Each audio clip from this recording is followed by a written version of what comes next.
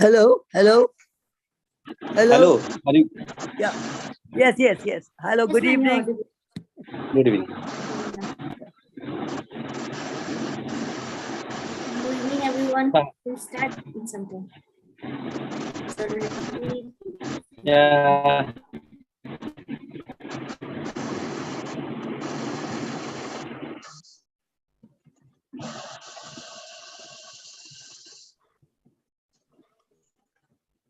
So, ma'am, how are you? Quite okay. I've joined on my Jayanto? mobile. I've joined the meeting on my mobile. It's okay. It's okay. Even I have joined through my mobile Okay. only. Okay. Very good.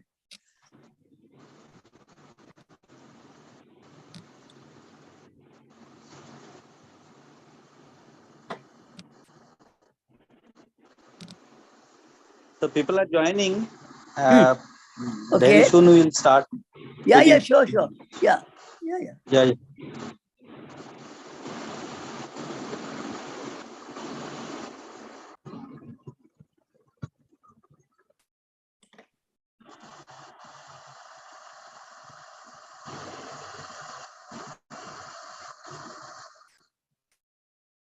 Dr. Chatterjee also joined. I saw his. Photograph. I mean, the video came on. Yeah. Oh. Yeah. I'm here, Meenakshi. Hi. Yeah. I saw. That's what I just said. How are I saw you? How are you? Hi. Yeah. I wasn't sure whether I'll make it, but good. So Jayanto has been on a big tour. I know, and a very colorful tour. Yes, and very fruitful. Very Good, fruitful. very good. That's excellent. Yes. Which has broadened our partnerships. What is No, there to say? last couple of months, it was a little bit problem for me because I was settling from NIT to again Agartala. So now we have started, and yesterday I have again taken charge as a HOD for the department. So both university as well as Congratulations. No, 1 minute. First of all, congratulations. So this is the Department of Rural Development. yeah, this is the last time you went, no? Yes. Yeah, of course. So now you're the head. Yes. Oh, yes. great. This is very good news. Congratulations. Very And good. also in between, we have made MOU with 2 universities in Indonesia and Yes. India also 5 universities. No, So, India. next India. month, In India, which university? one is the Chamba College in Himachal Pradesh. It is Okay. under Himachal Pradesh University. Okay. One is in the Kerala University. Very good. And another is from, this is called Sanskrit University. Where? Sanskrit University in the North India, just a place I have forgotten. I'm And sure it's another, Banaras. Is it yeah. Banaras? Banaras. Yeah. There, see, I told you. Okay.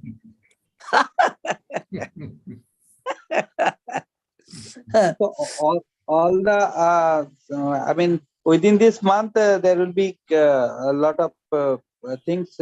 All the centers will come and these things. So we'll call a meeting very soon. But today is your No, day. we need, I mean, the thing is, the problem is that we need to actually sit down in a very small core group and decide the path forward. Simply to say, we'll do this, we'll do that. This is all, it doesn't work like that, Yes, we yes, have yes. to, Exactly. it cannot be a public, it cannot be an event management show. It has to be, Exactly. No, coming week, we are going to make our core committee meeting. Okay. I'll be in the US, Jayanto. Yes, yes. So please, timing has to be such that I can join. Yeah, sure. Yeah, of course. Of course. Yes, yes. Now we'll give a notice for 15 days at least Yeah, for yeah. preparation and other. Yeah, Then yeah, we'll sure. Good. Yeah. So Amrita madam, can we start? Yes, sir. I think we can start, sir. The first speaker is also already here. So is the second Okay. speaker. So let us start. In the meantime, participants will join. There are 139 registration. So let's see how many are from different countries. Total 13 countries people have registered to join the event. Hmm. Yeah. So let us start.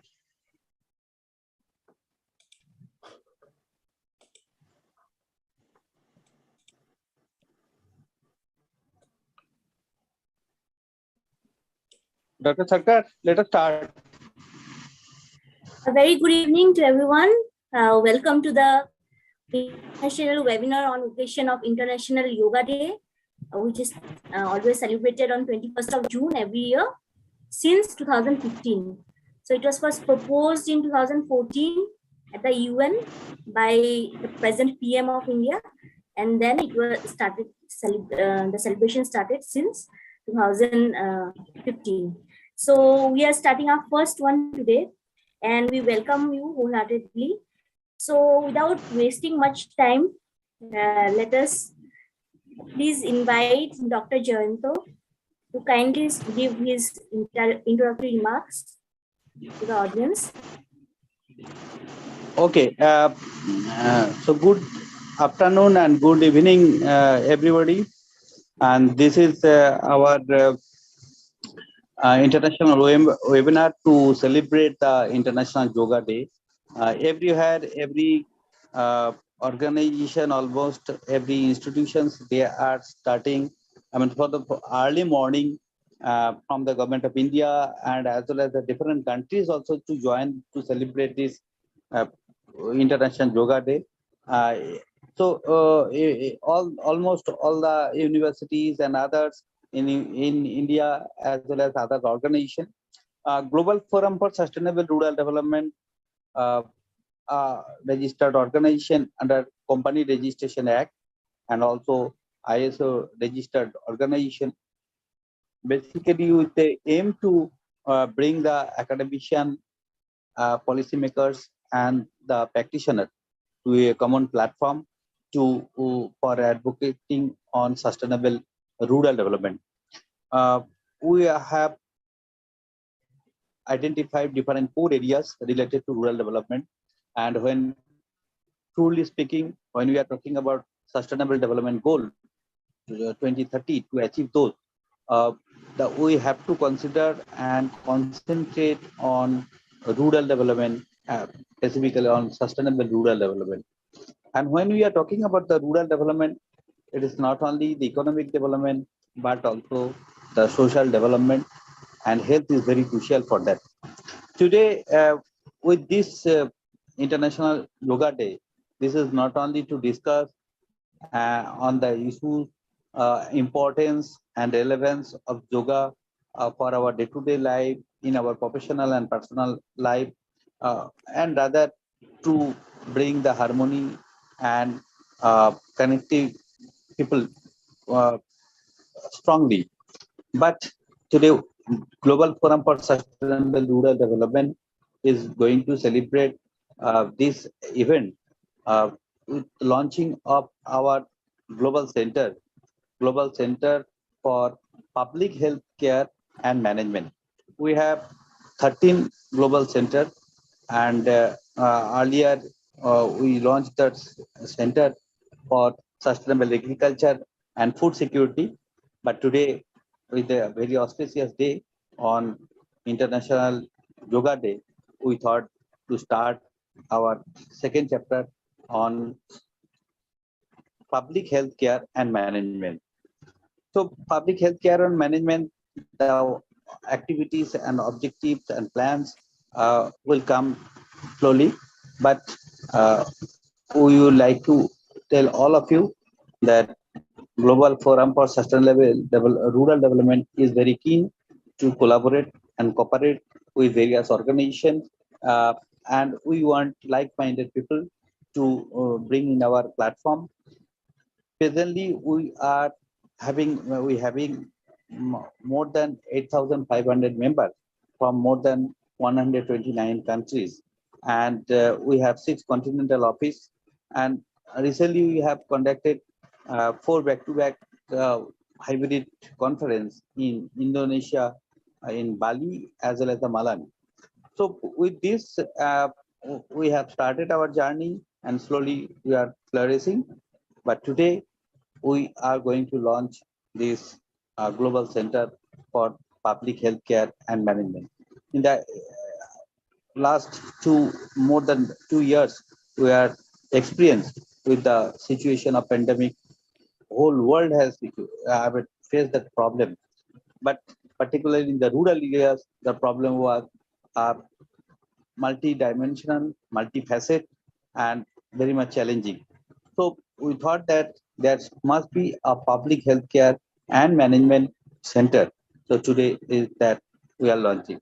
We are happy that with us, we have our chairman of this organization, Dr. Shiladitya Chatterjee, and also we are happy as the chief guest of this today's evening, Madam Meenakshi Datta Ghosh.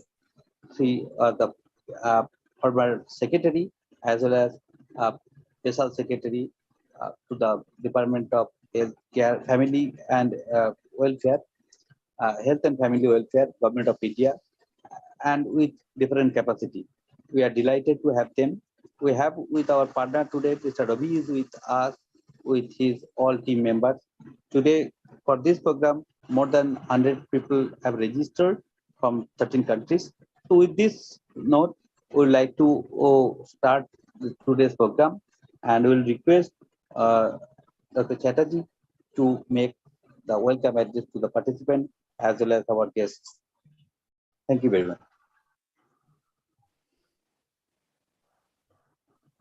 Thank you very much, Jayanto, for that very good introduction to our activities, the Global Forum for Sustainable Rural Development. As Jayanto mentioned, we have now, I think, crossed over 8,000 members, and we are in almost all the continents of the world. So we have reached a real global reach everywhere. And we have partnered with very large number of academic institutions, with universities across the world. So we have developed a very good network. Our next intention is to now use this network to further develop knowledge and other products. And we will be focusing more and more on that. And we request everybody's cooperation in this. So today, my job is to give brief welcoming remarks. First of all, let me thank our Vice President and our Chief Guest, Ms. Meenakshi Datta Ghosh, for being present here. She will deliver the address as Chief Guest. And thank you also, Dr. Amrita Sarkar, who is the head of our newly established Health Center, Global Health Center for Public Health. Okay. It's very appropriate that we have it launched today. So thank you for being here, and thank you for heading this very important organization.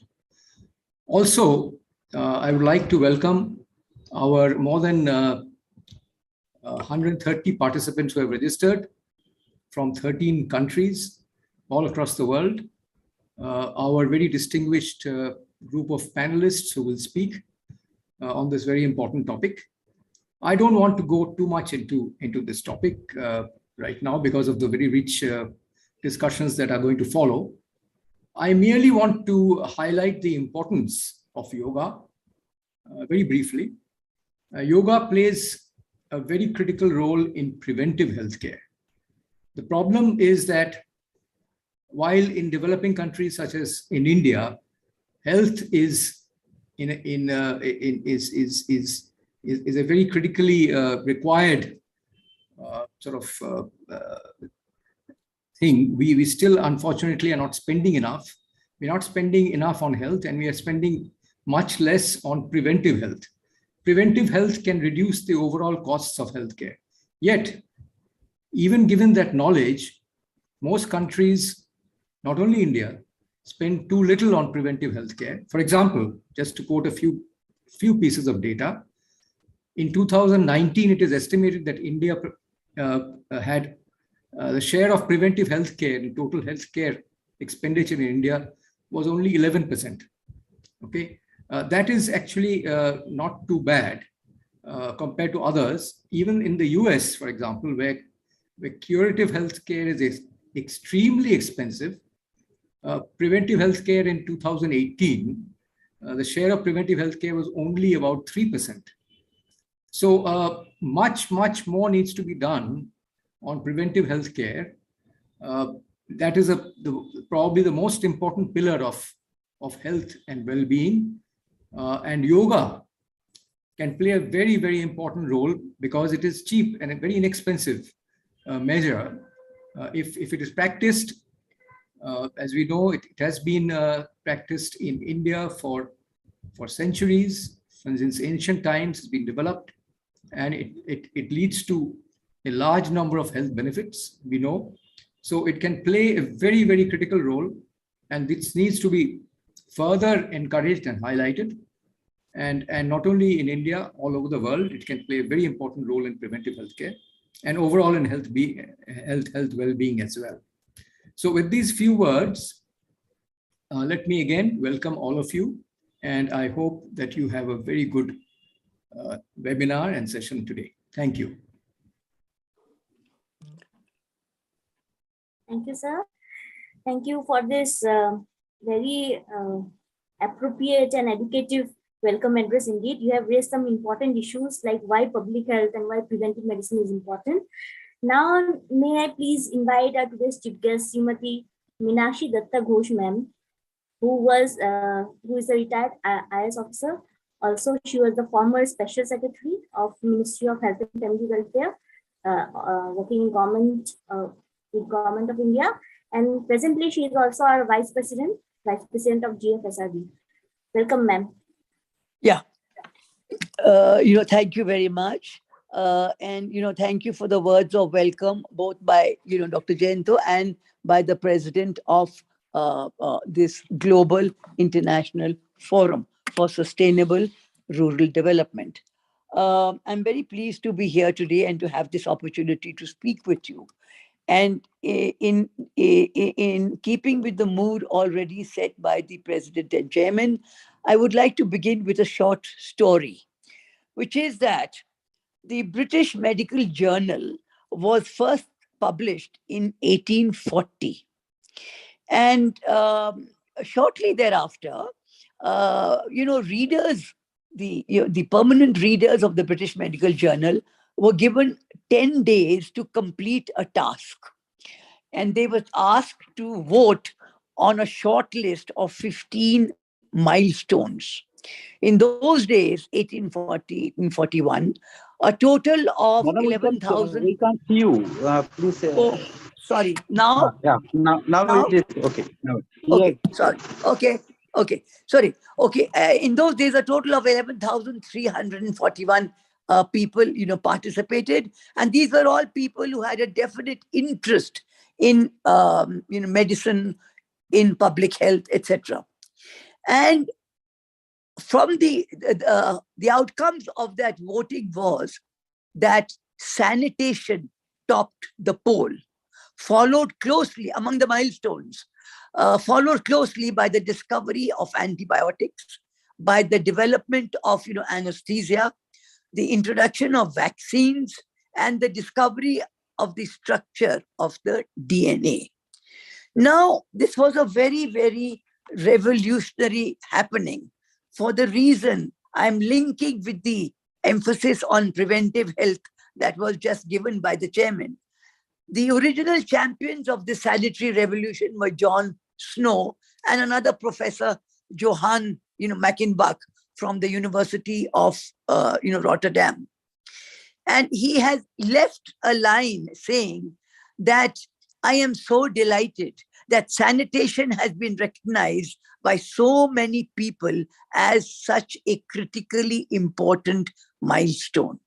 The general lesson which it holds for us this evening and for this now being inaugurated Global Center for Public Health Care and Management is that passive protection against health hazards is often the best way to improve population health.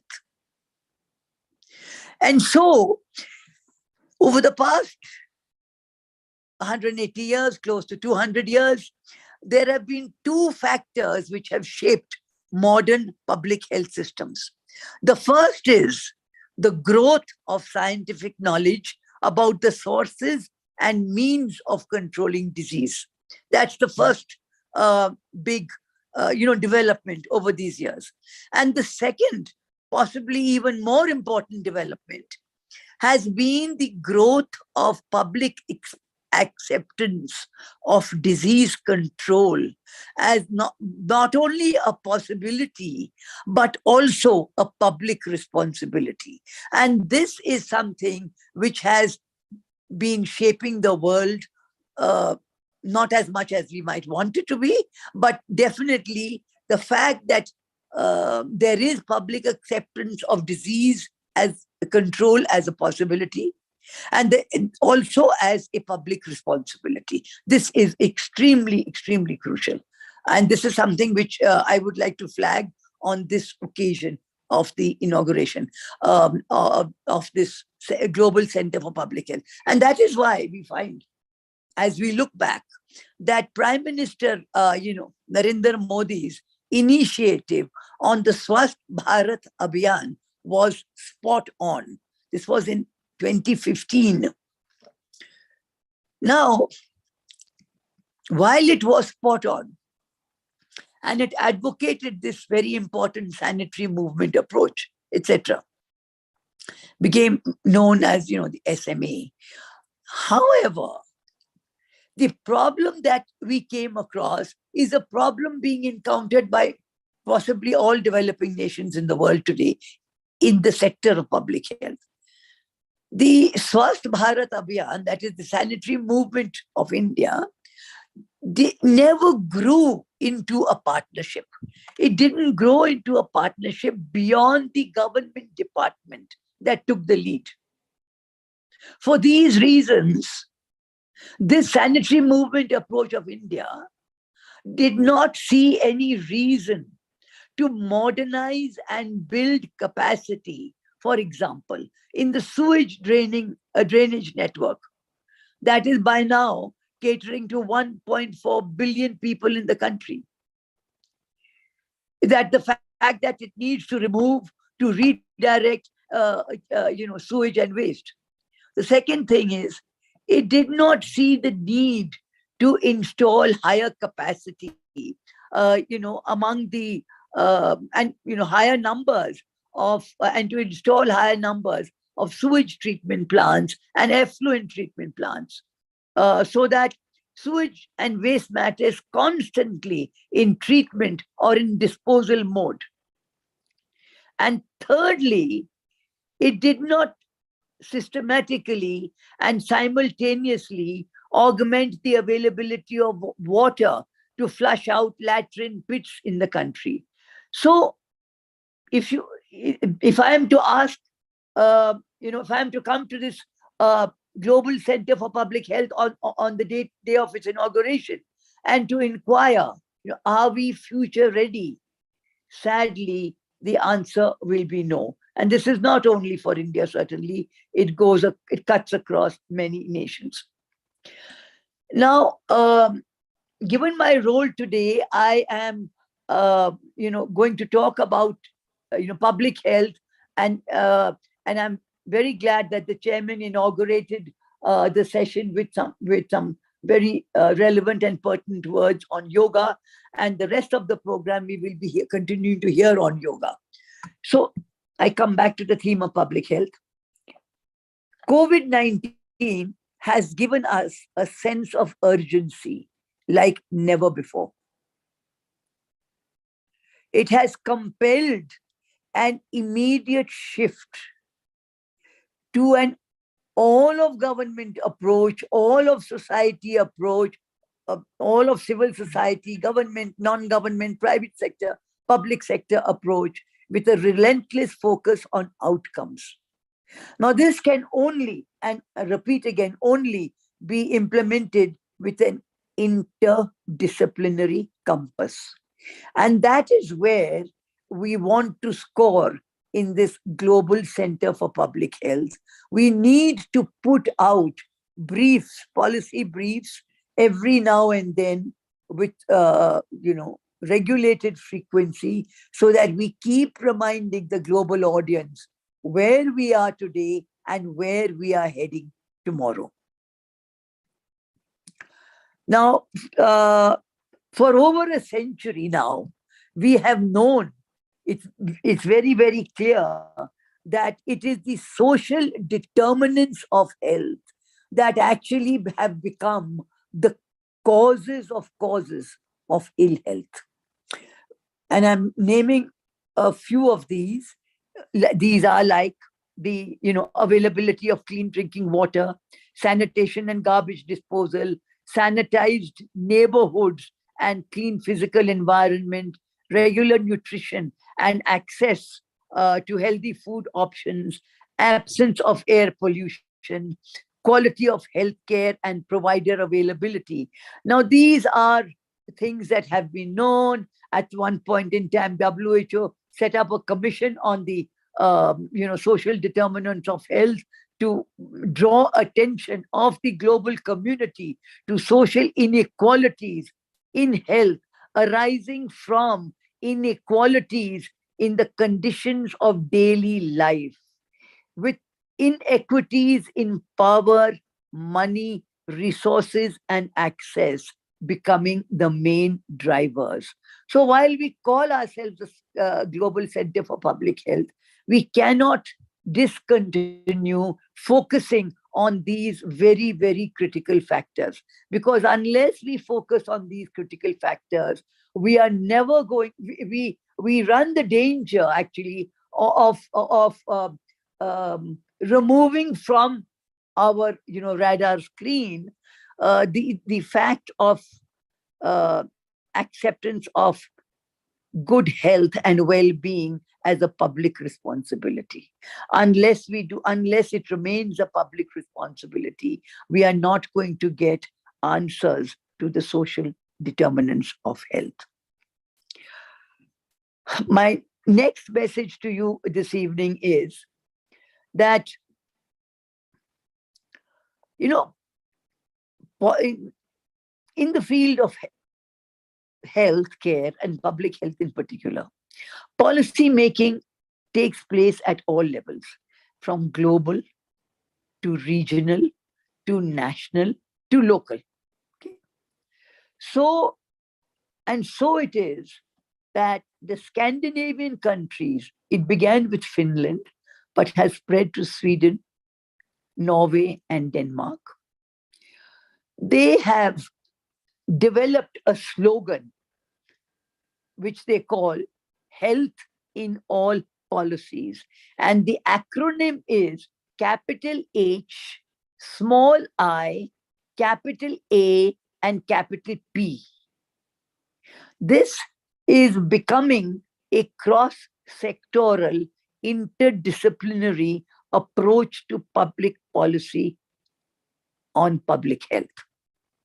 It is designed specifically to protect and promote considerations of health determinants, and health equity by factoring each of these factors ab initio into decision making. Now, the whole idea is that health in all policies must, the one point focus is to improve at all times the accountability of policymakers towards health impacts at every level of policy making. Unless this accountability becomes germane, we may keep reading, we may keep writing, we may keep attending events and webinars, but the solution to these problems, which lie in the public accountability and acceptance of public responsibility, will not happen. The synergies will not happen, and the equally salient societal goals will not be achieved.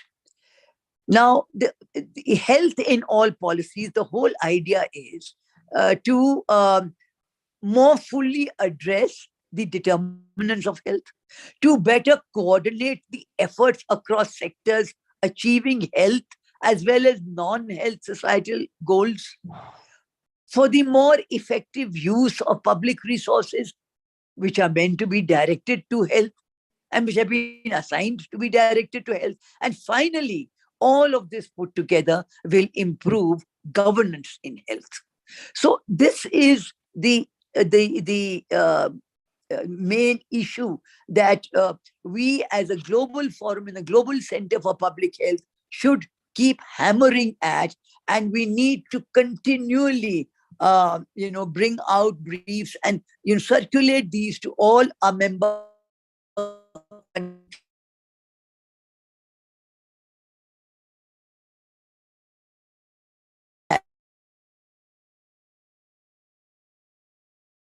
It becomes slightly more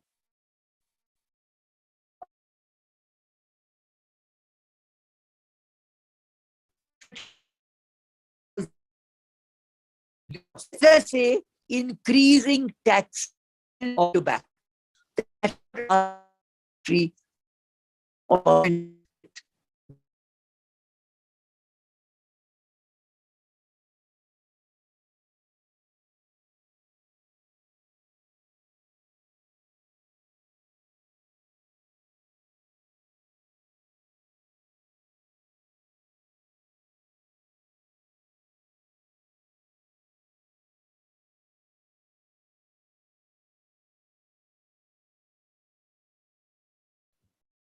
Seems we have lost Dr.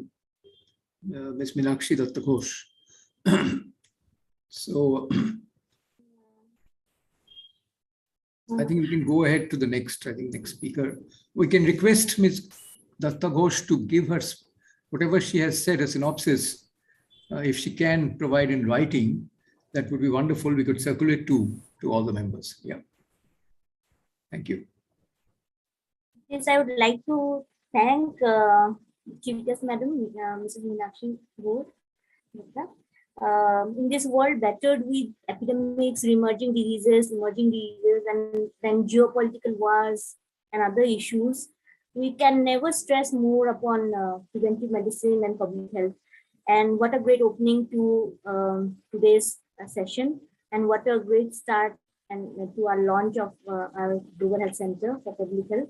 I really thank Madam Chief Guest. And now, without much ado, I would like to invite our first speaker, who's Mrs. Vasanta Tayarama. She is retired probation officer, Women and Child Welfare Department. She's from Karnataka, India, and her topic is yoga for women and children. I would request all speakers to kindly stick to the time. Thank you. Ma'am, please start. Hello. Namaste. Vasanta ma'am, are you here? Yes. Good evening. Good evening to everybody. Hello. Audible, madam? Yes, ma'am, you're audible, ma'am. Yeah, please. Thank you. It's my privilege to speak on this day about women and children, their requirement of yoga, why yoga is required for women, and what kind of yoga can be taken place by children as well as women. As the time is very short, I'll directly go to the subject. I need not explain what is yoga, but just I would like to have a single introduction. There are 4 types of yoga there. One is Karma Yoga, second is Bhakti Yoga, third is Jnana Yoga, and fourth is the Ashtanga Yoga. What we are following today is all Ashtanga Yoga, but all these 4 yogas are interrelated. It needs correlation with each other. So the first thing is that why children should have yoga. Because I have worked for children and women for years as an officer in Women and Child Welfare Department, and I have more rapport with those people, and I have physical work with them for so many years also. Why yoga is required for the kids? To build up their strong and healthy lungs, the physical balance of the children, yoga is required. Then encourage physical fitness and exercise of the children to keep bones healthy and build up very well. Keep them maintain good postures, develop reading and listening capacity in themselves. So we can have very simple yoga for the children, very limited, I can explain here, very simple exercises when the children can start their yoga. 3 to 5 years also they can start their yoga, and it is very much required both for boys and girls. There is no sex discrimination for that. Yoga is common since 5 years till the death of, but as such my subject is women and children, I give preference for on the subject. So why children, what are the best poses they can do? For yoga, there are certain instructions followed up you have to do. We should tell children to do practice in the early morning in an empty stomach after passing the bowl and taking water, whatever they want, and then be on a yoga mat in a loose dress, cotton dress, and these are all the requirements for yoga preparation. Then children, what to do? The simple and main exercise is bow pose. We all know what is bow. Bow, if they do, see in TVs also we see that parents will ask the child, have you passed your bow? No, no, no. That a big this thing we are seeing nowadays. Constipation in children is also so much visible in each family. So that is why children should have mainly this yoga posture, especially the bow pose will give good digestion power to the children. Bow pose is very, very easy to do. They can do it every day, at least minimum to total exercise. Total yoga is 15 to 20 minutes, maximum of 30 minutes. So the next one is butterfly pose. All children, they like it, butterfly. They enjoy it. They enjoy the game. They take it as a game. So the butterfly yoga is very good for them. It gives lot of benefits to them. First of all, painless menstruation in girl. If they have so many problems for menstruation, there will be no pain at all if they do this exercise, butterfly pose, during their menstrual period. It's very good for them. And growth of the girls, according to the milestones, the growth will take place if they do it in from the younger age, this butterfly pose, to that till the end of their life also. There is no age limit at all for the ladies or for any human being that matter. Then comes the smooth emotional balance. See, nowadays, if you take the data, ladies are sufferers for more for BP, sugar, and all other things. Because of this, emotional balance is a problem. So this butterfly pose from the childhood till the last days also, it's a must. That gives very much important, and it's also good for digestion system. So even the during pregnancy, the ladies can do that. So it gives smooth delivery. Normal delivery can take place. It's not at all effective for anything. And in their case also, women can deliver easily. They will have no digestion problem. They will not have any constipation at all. And it need not be very long. Just 2 to 3 minutes, it's enough. Morning one time, evening one time. If they follow it, it's very good for their health, and it is very easy to do. And coming to the children, cow pose. Cow, see how the cow stands like that. They should stand for 2 to 3 seconds, and while practicing up to 10 to 15 seconds. If they do that, it is very good for them. They will have all the benefits. And next is cat stretch pose. See, we see cat in each house. It is a very lovely pet in many, many families. How cat will stretch like that, the child should also stretch. That is very, very important for their memory also. Then comes the cobra pose. See how cobra we see? The same way we should teach the children. The mother is the best teacher. She herself can teach these things, or through a proper teacher also, through yoga teacher also, a yoga trainer can also, it can be done in the initial stages. So this cobra pose is also very, very good, and it is very good for their asthma. Any children having, usually children will have cough and cold, very common. For that, this cobra pose doing daily 30 seconds is very, very good. If the child is having asthma, compulsorily they must do daily 2 times. By that, they can easily come out of their asthma. It is the best posture, best yoga for those children who are the sufferers for cold, cough, and asthma. It is one of the best things. Then is the boat pose. We have seen the boat, just lifting both the hands up, both is while in a sleeping position. So that avoids the constipation. It gives more digestive power, everything to the child, and their memory will also be increased because their blood circulation will be under full control. Then comes the warrior pose. This is because that body have the core system. In core system, self-confidence build-up will be there. And they take it as a fun. They take it as a challenge for them. They enjoy it. So these are the important postures. The next comes the tree posture. That is tree yoga, we say. We call it as Parvatasana also. So in this posture, children enjoy the fun. They like it so much because they learn balancing themselves. Hello. Yoga is nothing but balancing. So children start balancing there. Yes, sir. Any question? Ravindra sir, you have anything? No, ma'am, please continue. Okay. So tree posture is very good, and it develops the mind and body balance in the child.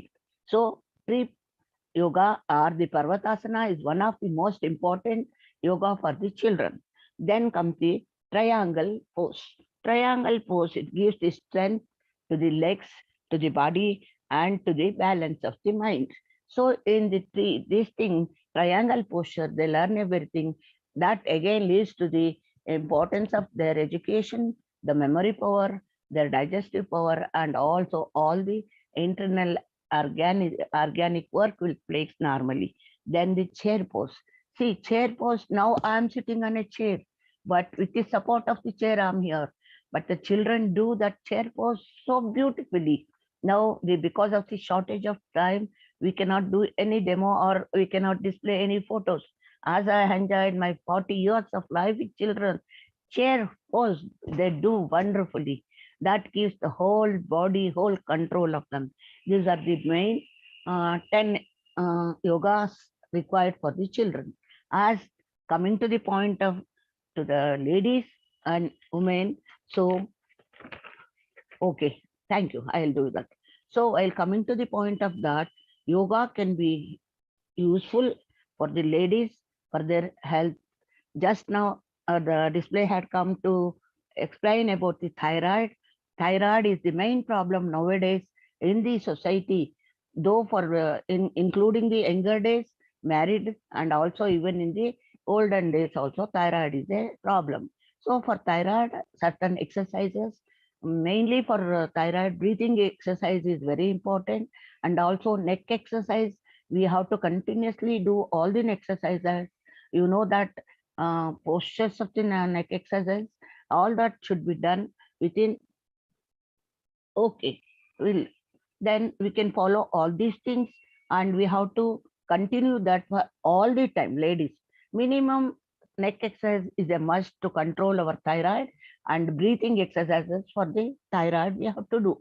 In addition to that, what are the exercise? I mean, what are the yogas now we are talking about? All will help to the ladies' thyroid problem. The thyroid is the main cause for each lady in this very important place. So it's very, very important. Then it takes the monthly period. The monthly period problem will be easily solved with this yoga session. That yoga, they adapt themselves. They do practice of yoga if they do follow it every day without fail, there is no holiday for yoga. Holiday is only for other things. Like she don't have holiday for the kitchen, no holiday for the yoga, not only for ladies or gents or anybody. It is a daily routine life which should take place. Then only we will be very healthy and hale for a long time in this universe. Then coming to the problem, life changes. See, the girl life changes a lot. A man will be always a man only. The girl, first she will be a baby petted by so many, then she will be a girl, girl will be this thing, then she comes the adolescent, so much protection for her, then she will be married and sent to a new center. These are the life changes. Then she becomes pregnant, the lactating mother, then the mother, family holder, then an adolescent, to all the family pressure.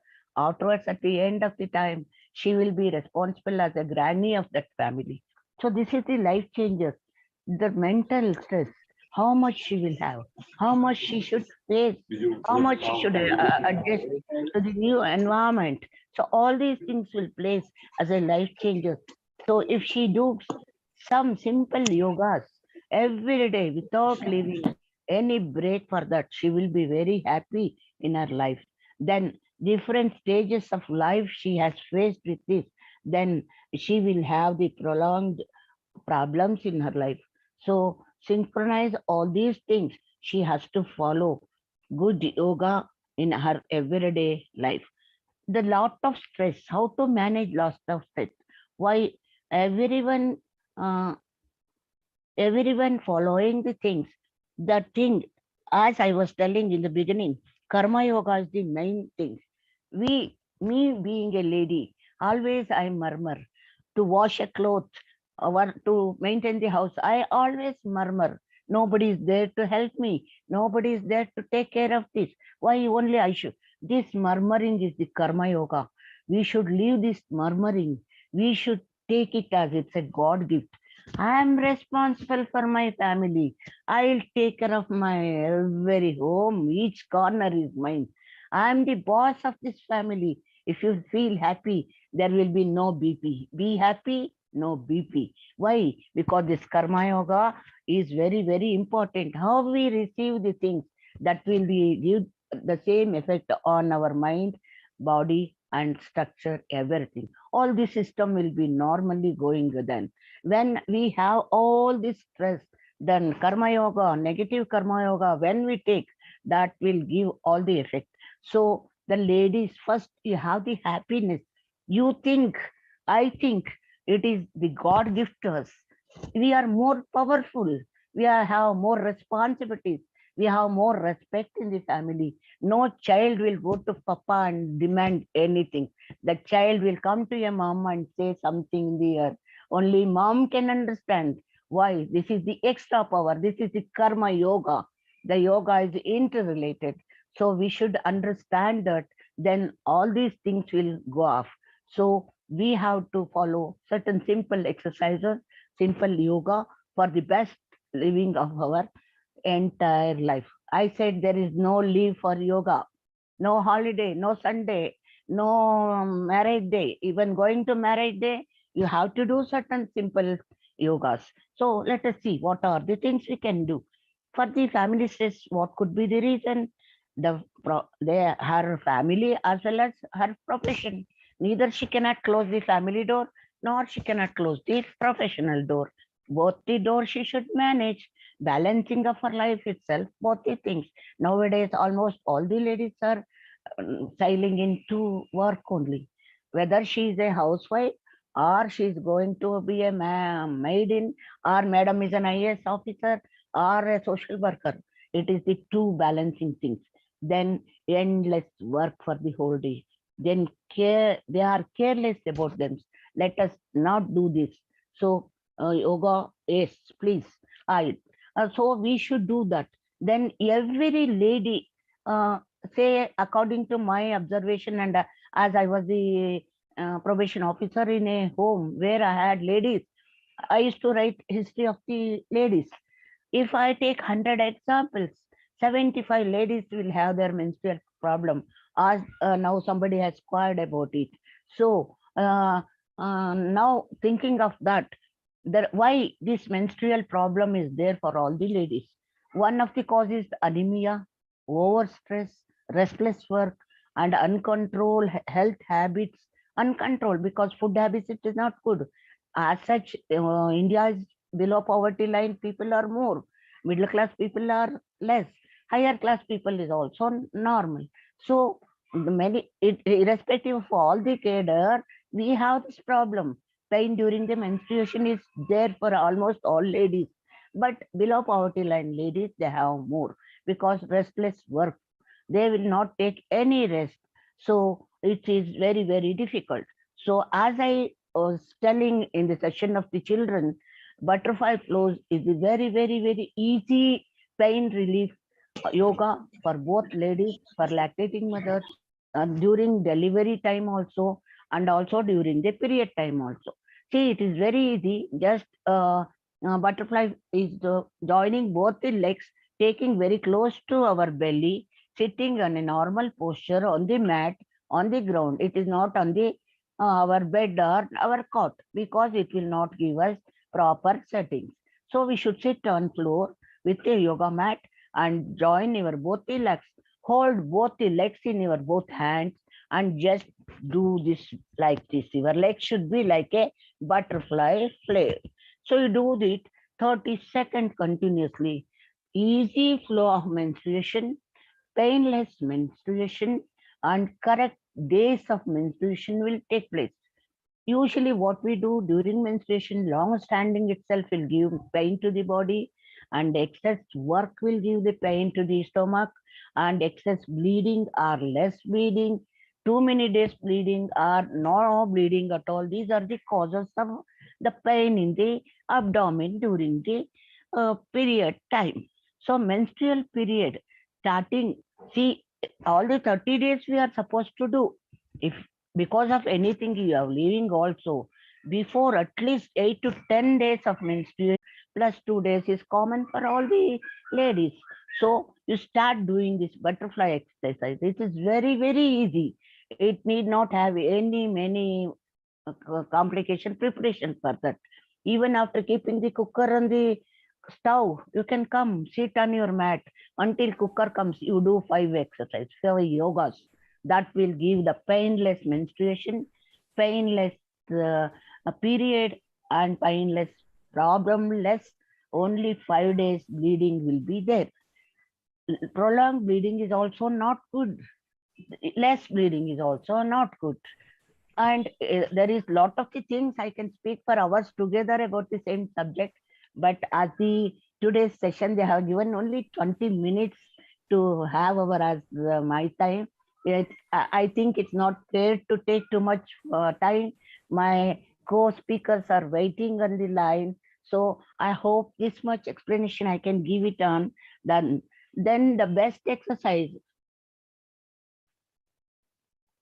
is that yoga, whenever it should be done hurry-burry, it should be slowly and with the break of 5 seconds, one exercise to the other exercise. We will answer all the queries in the Q&A session. Sorry, is this question answer session or I can continue? Ma'am, it will be at the end, ma'am. Before the conclusion of the today's webinar, we'll have a Q&A session. So we can continue with the other asanas as is the yoga day. Bhadrasana is the main asana required for ladies. It is also very important for menstrual painless menstruation, good for good memory power and loss of appetite. All these things will be improved with the Bhadrasana. Then very, very important asana for ladies, that they during the periods also they should sleep in Shavasana, and they should raise their legs up, down. It is not forcibly 90 degrees, even 30 degrees, 40 degrees also enough. like that. You do it slowly with the break of 5 seconds, 5 to 10 times, 5 to 10 times. That will give you painless menstruation. It is very, very important. So you follow this also. It gives very important relief for that. Then as general Matsasana is also very, very important for ladies to follow this. And every day, all the ladies should sit at least 10 to 15 seconds in Padmasana. Sukhasana, always we are sitting. And nowadays, nobody will sit on the floor. That is the first mistake we are doing. Everyone says knee pain is there. I cannot sit on ground. I want a chair. You try it. Nothing is possible on one day. Slowly, this body is very much flexible because we are using hands. See how flexible it's doing. Same thing. My low back will also bend. My knee will also bend because we have given enough rest to the body. It has become worse. It's not doing any work. If we will give some pressure to them, if we'll ask them to bend slowly, one day you just bend for 20 degree, 40 degree, 50 degree, 60 degree, then you can go to knee point, you can hold your toes and you can touch your nose to your knee also. That can be done at any age. Even today, I am following it. I am 68 years. That doesn't mean I should not do yoga. I should take rest. Aram se baito, chup se khao, bahu se maro. No. Everything we have to do ourselves. Then it will be very much. Then another impact. Ma'am, Hasta we are padanga. running. Yes, Ma'am, madam. we are running out of time. Can Okay. we wrap it up in next minutes? Okay, okay, just give me 1 minute. I'll take only. So it's very, very important for all the ladies should do that. And neck exercise, everyone please follow for a whole body, especially for the thyroid. It's very nice that you have given me this opportunity. I'm very happy and thank you very much. Namaskar for everyone. Sir? Hello. Thank you. Thank you, ma'am. Often Thank you, women ma'am. and children, often women and children health are neglected. I thank you for your informative video and this is very useful session. I am sure there are many queries, but since there is lack of time, we will take all the questions at the end of the session. Thank you, madam. Thank you so much. Thank you. Now may I invite our next speaker, who is the Associate Professor and HOD in charge of the Department of Physiology in Nepura Medical College in India, Dr. Padmini Thalangiri. She is going to speak on impact of yoga on health. Thank you so much. Thank you so much, ma'am. Can you see my slides, ma'am?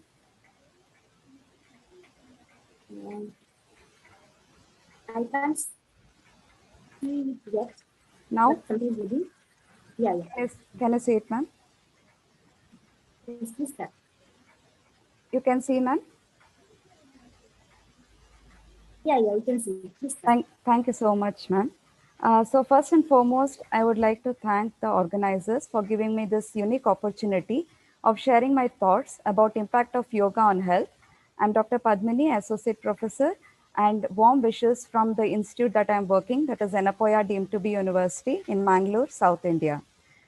So Chanakya once said, wealth, friend, wife, or a kingdom can be regained, but this body, once it is lost, may never be acquired again. So in this context, it is very much essential to take care of our body.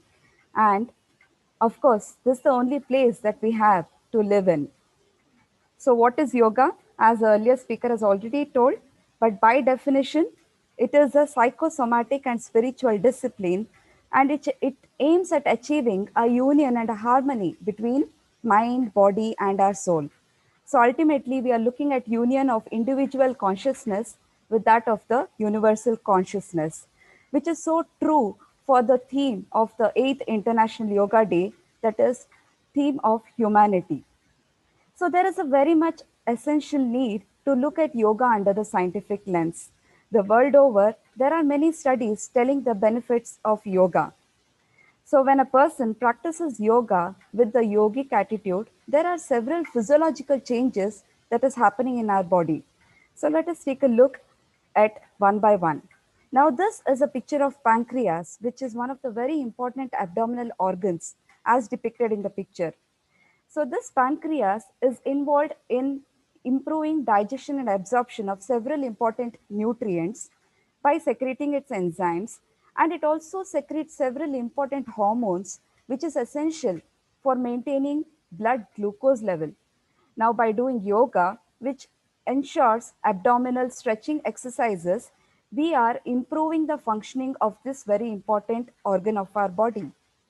What about the muscular system? Like how our earlier speaker was pointing out, it improves the flexibility of our body by increasing the blood supply to the muscles. Not only that, it enhances better glucose uptake, thus preventing the chances of occurrence of diabetes.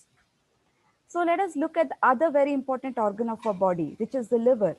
Now, liver is very important in maintaining the lipid levels. By doing certain yogic postures, we are enhancing the uptake of unwanted lipids and lowering their blood levels.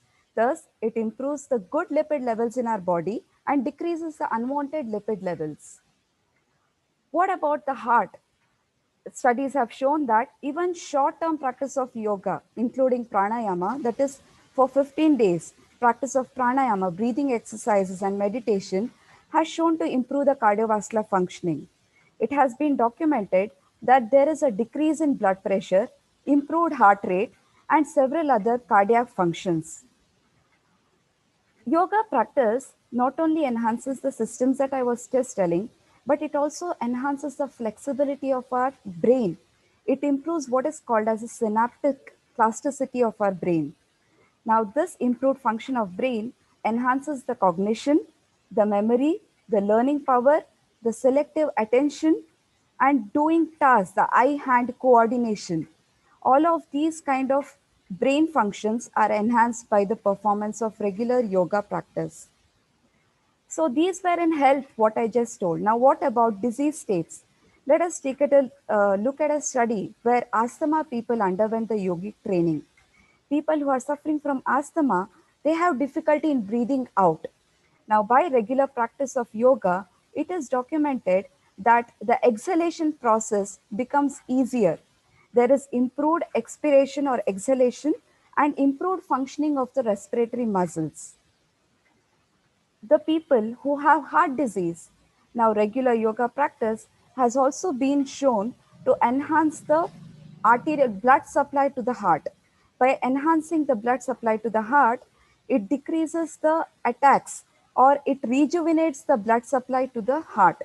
Not only that, it improves the weight of the person, which will definitely reduce the burden on the heart.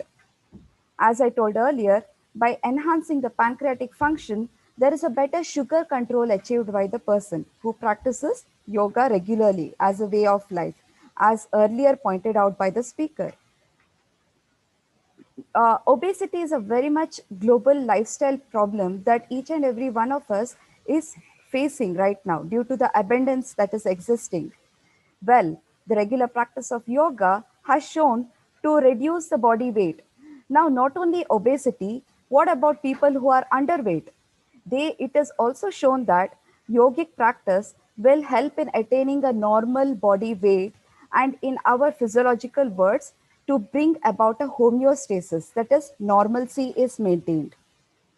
Also, yoga sessions were given to people suffering from cancer, like breast cancer and ovarian cancer, which is becoming quite common now.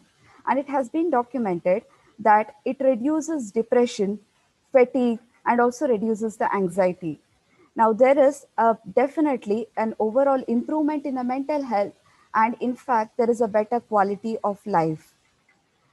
Also, studies have been done on even medical students to look at their immune response following yoga therapy.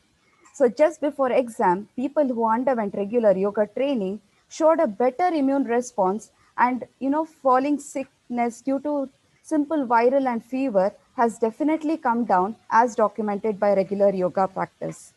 Now, this is a study conducted by me and other co-authors in our institute where we instituted a workplace-based yoga for the faculty of the healthcare professionals. As we all know, there is high stress levels in our tertiary care setup. By following this yoga module, we have documented an alleviation in the stress. Stress scores have come down. There is a decrease in stress hormone levels, that is the salivary cortisol levels. We have also documented an improved cardiac functioning and respiratory functioning in the people who underwent this 1 month yogic practice.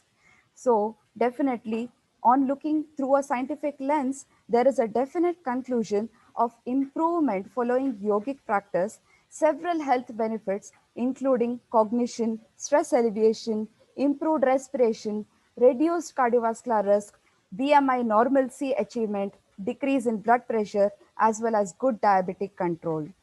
With that, I would like to con- conclude my talk from Alan Finger quote, who says, "Yoga adds years to your life and life to your years." Thank you so much, organizers, for giving me this opportunity. Thank you.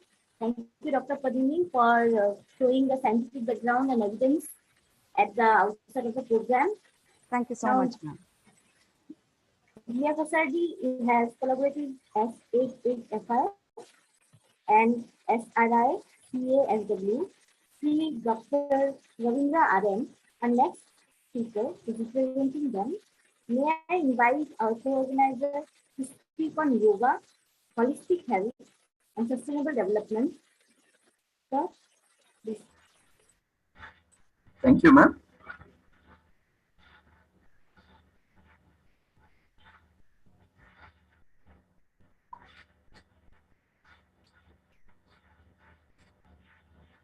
Yeah, ma'am.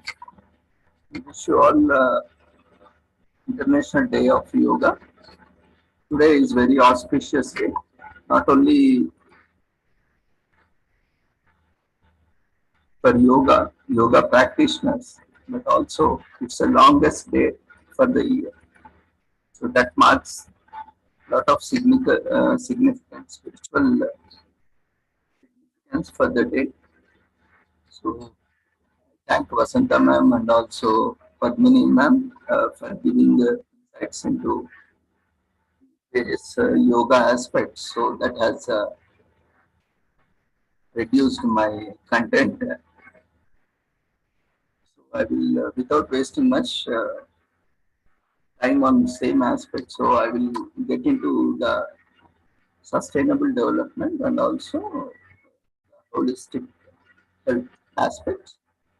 So when we are talking about sustainable development, so we have 17 goals as set by the United Nations. The first goal is end poverty in all its forms, no poverty. Second goal, zero hunger, end hunger, achieve food security and improve nutrition, and promote sustainable agriculture. Third goal, good health and well-being, ensure healthy lives and promote well-being for all at ages. Fourth, quality education, ensure inclusive and equitable education and promote lifelong learning opportunities for all. Fifth goal, gender equality, achieve gender equality and empower all women and girls.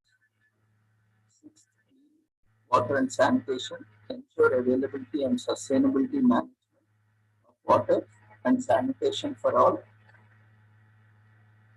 Affordable and clean energy. Seventh goal, ensuring access to affordable, reliable, modern energy for all.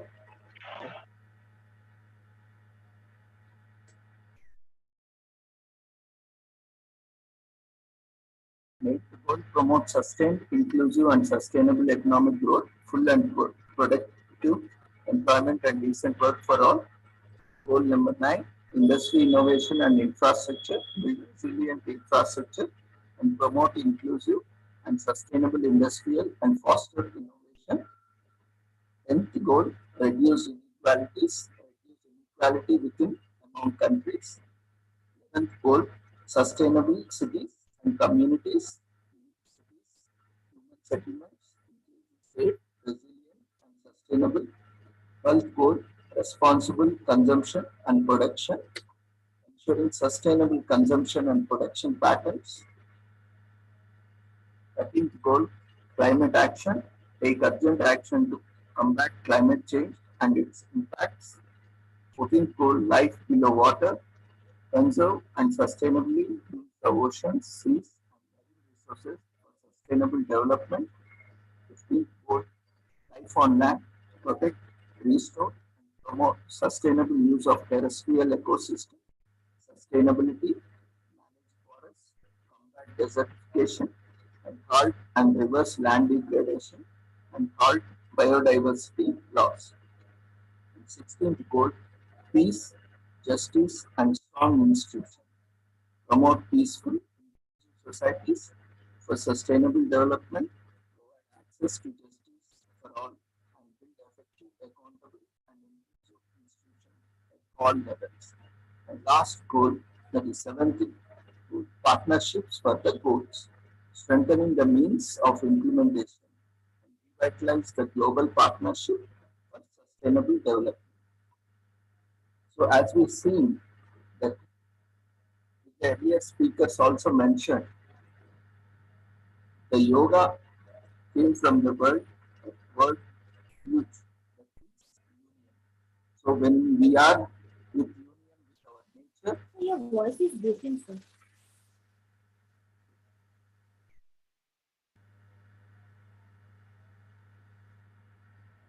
now ma'am, it's clear. Yes, sir, definitely.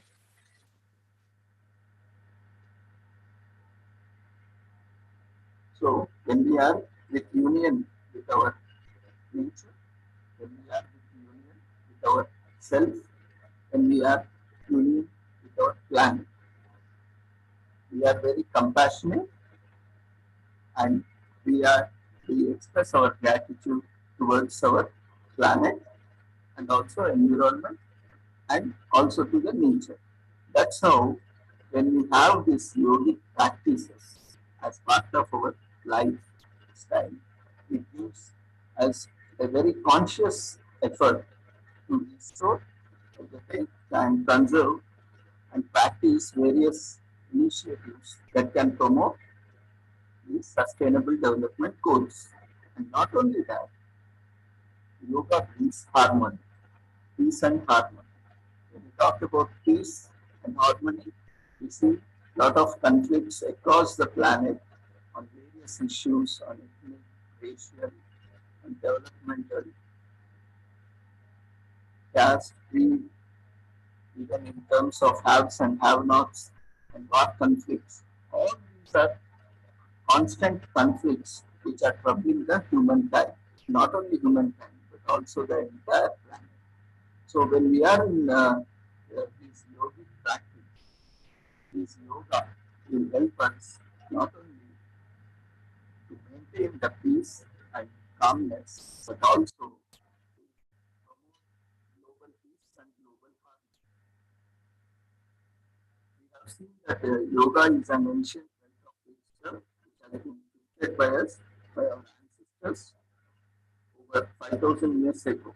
But unfortunately, today's world, this tradition of yoga is only confined to asanas and physical postures. But yoga is a lot beyond. When we see the yoga, which has been derived from Sanskrit root, which means unite, it also symbolizes the union of individual soul with the universal soul, that is Jivatma with Paramatma. In other words, it enables a state of consciousness where the practitioner is in harmony with himself or herself and also with his or her surroundings or environment. So, according to Patanjali Yoga Sutras, yoga consists of 8 limbs, rules and observances, that is yama and niyama, postures, asana, breath regulation, pranayama, withdrawal of senses, pratyahara, concentration, dharana, meditation, dhyana, and absorption in supreme, that is samadhi. When we are practicing these 8 limbs, then we are able to sustain and contribute to the sustainable development. The Hatha Yoga practitioners also evolved additional techniques like cleansing procedures, that is Kriya, and gestures, Mudra, and locks, Bandhas. So we are not getting into detail due to time constraints. Let's see how the concept of health is looked at. It is a quite abstract concept and a very hard to explain in terms of the complexity. But as per the World Health Organization, defined health as state of complete physical, mental, and social being, and not merely absence of disease or infirmity. Later on, spiritual domain has also been added to the existing domains. So we can say health consists of physical, mental, social, vocational, moral, emotional, and also spiritual domains. So mental health is also a very important aspect and is an integral and essential component of health. WHO constitutes health as a state of complete physical, mental, and social well-being, and not merely absence of disease or infirmity. But an important implication of this definition is that mental health is more than just the absence of mental disorders or disabilities. So mental health is a state of well-being in which an individual realizes his or her own abilities, can cope up with the normal stresses of life, can work productively, and is able to make a contribution to his or her community. So mental health is a fundamental to our collective and individual ability as humans to think, promote, interact with each other, and enjoy life. On this basis, the promotion, protection, and restoration of mental health can be regarded as a vital concern of individuals, communities, and societies throughout the world, which can be achieved through yogic practices. And yoga is an holistic approach that can address and promote all these factors and various domains. It is evident that health is a dynamic and multidimensional state, and therefore, achievement of optimum health is only possible by the use of holistic approach, which caters to each and every of its dimensions of health.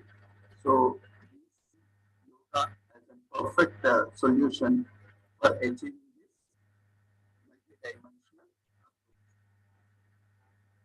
And when we are talking about different approaches, we look at asanas, that is postures, and shakriyas, cleansing procedures, which improve physical component of health, dhyana, meditation, and dharana, concentration, which improves mental health, yama, discipline, and niyama, observance, are universal roots of morality and social conduct laid down by the sage Patanjali.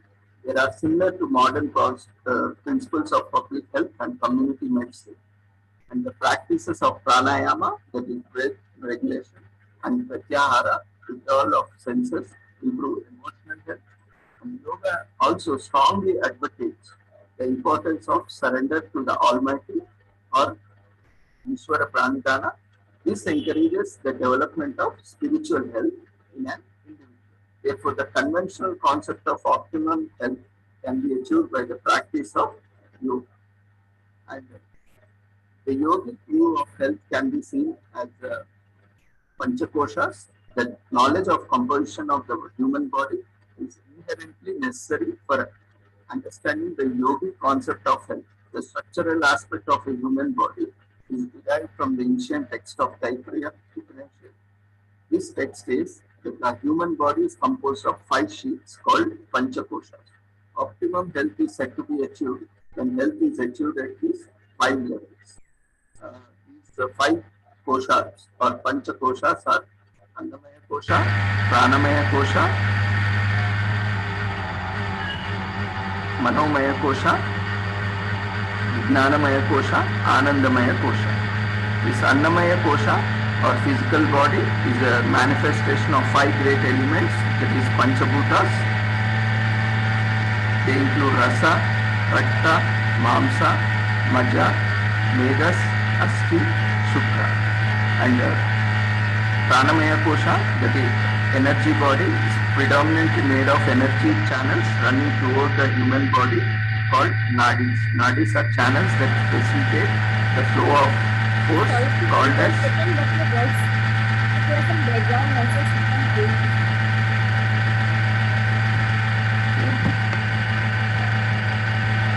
Now, ma'am? I request everyone to other speakers to kindly mute their phone so that the voice is clearer. Yeah, okay, then we'll move with the next speaker. I will take up in the last. Is that fine?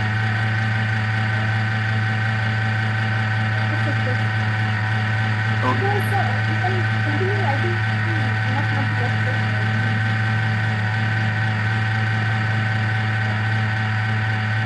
Okay, just give me a second. I will shift on to the other device. Let me check.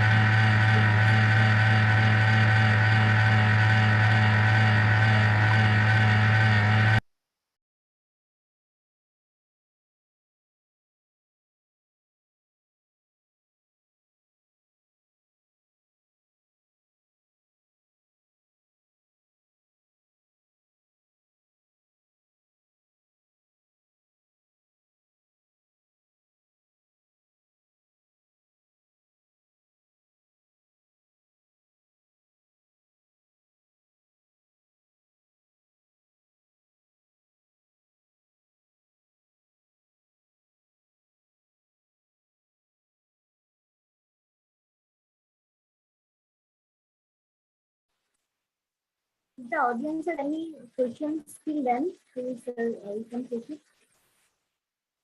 Yeah, now, ma'am, audio is clear.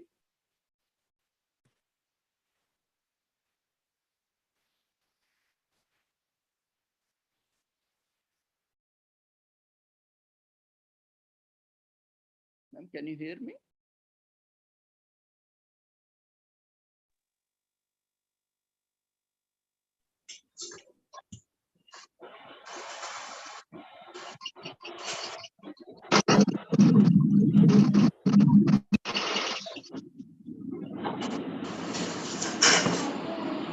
Then, sir, can you hear me, sir?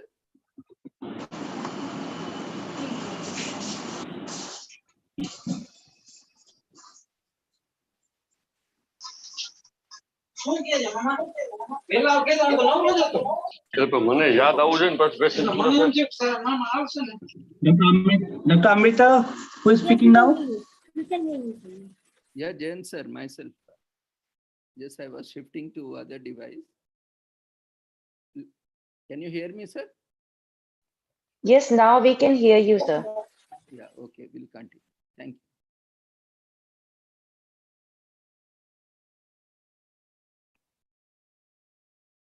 Yeah, now coming to the concept of disease, as already spoken by earlier speaker, Padmini ji. The concept of disease is impairment of health, a condition of the body in which its optimal function is disrupted or smooth કરવાની વસ્તુ છે.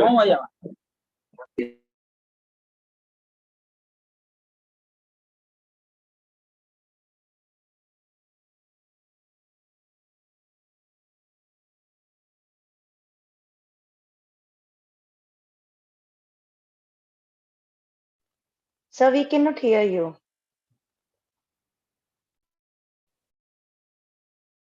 I think No, sir has some problem with the Yes, sir. device. There is some disturbance. now is So it let us continue with the next speaker and sir can meanwhile join. It is clear, but in background there is some sound. even now? Ma'am? Yeah, now it is clear, sir. Okay. Is it clear? I can't hear still. Now is it clear?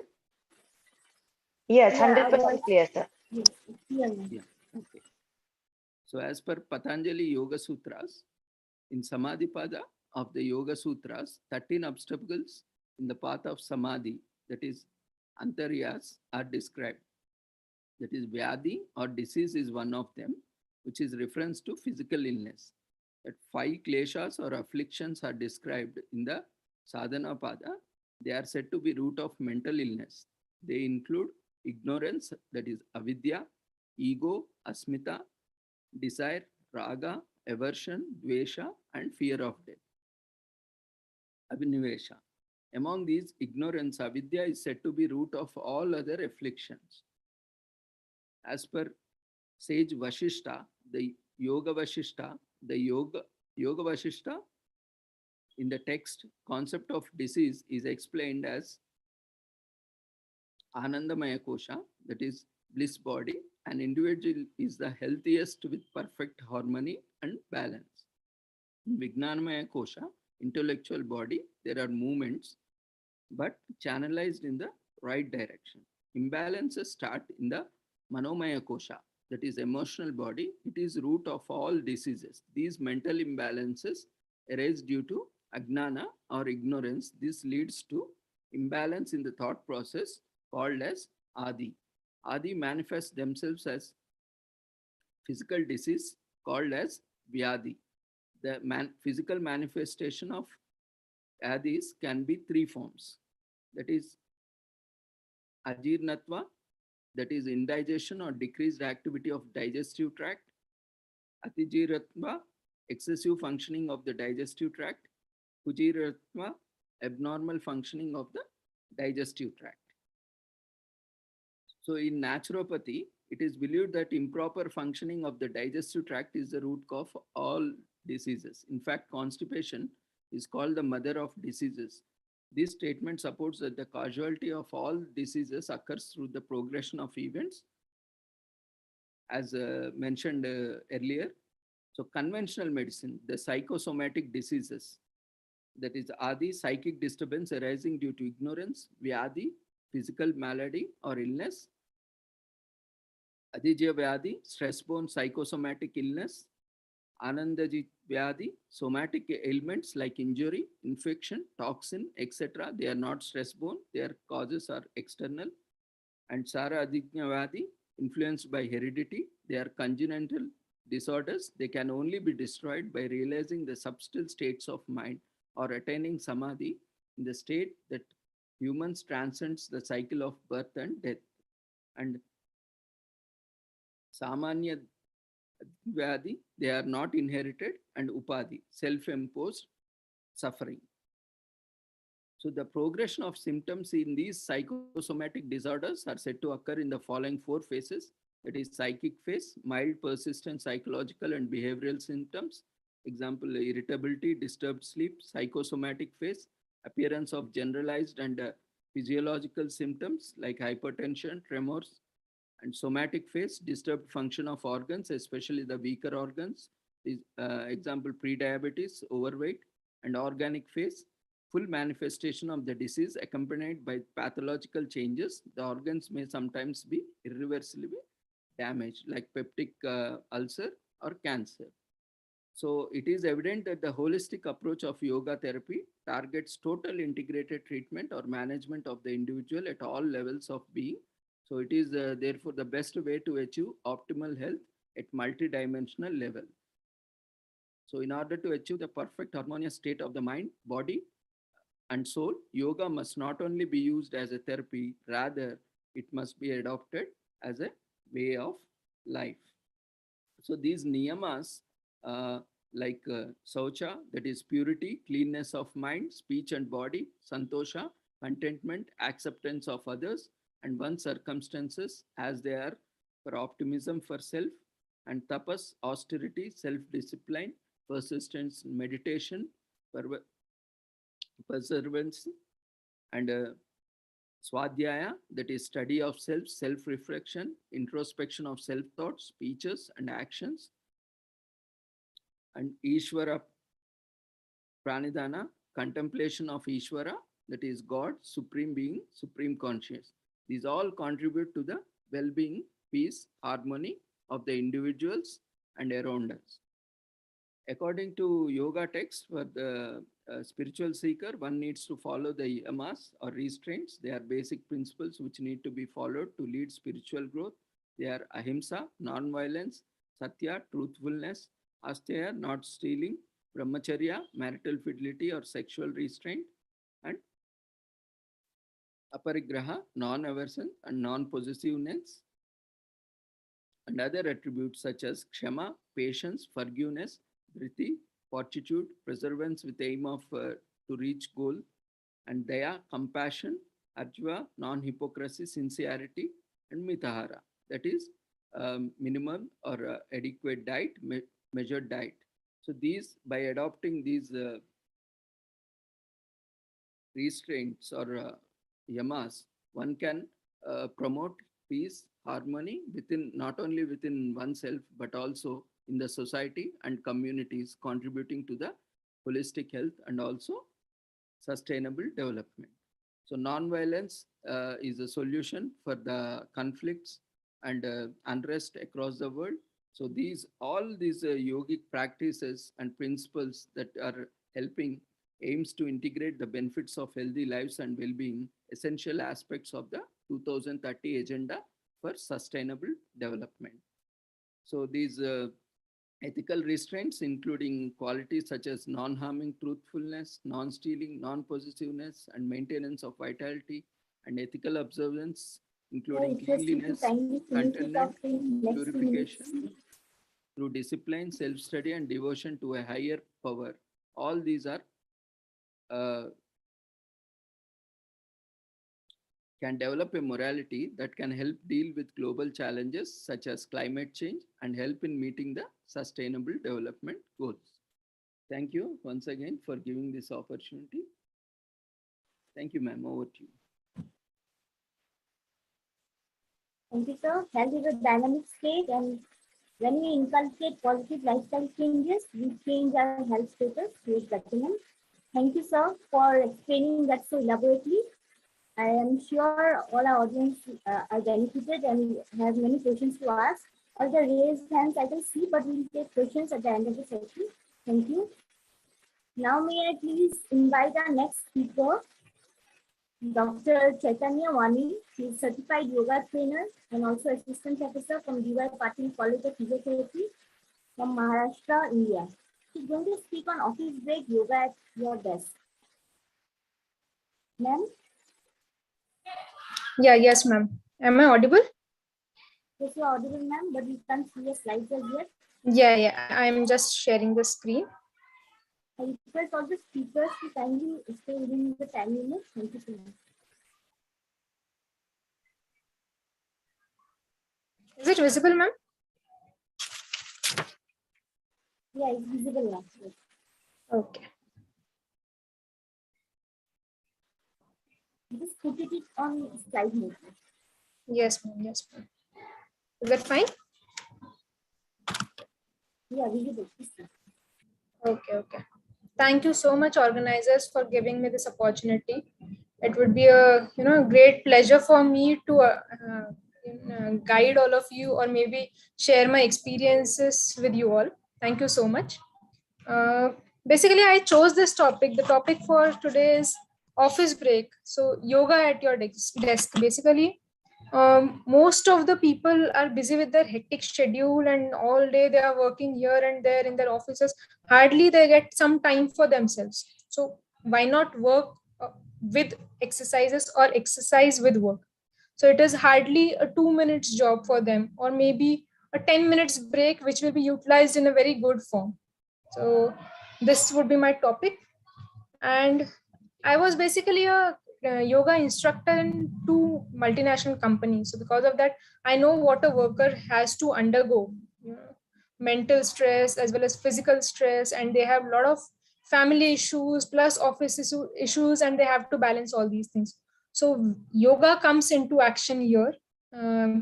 I had a crowd which was basically very much interested in sports, but then there was a crowd which wanted peace, and peace comes from yoga, I feel. So that's the reason people are moving towards yoga.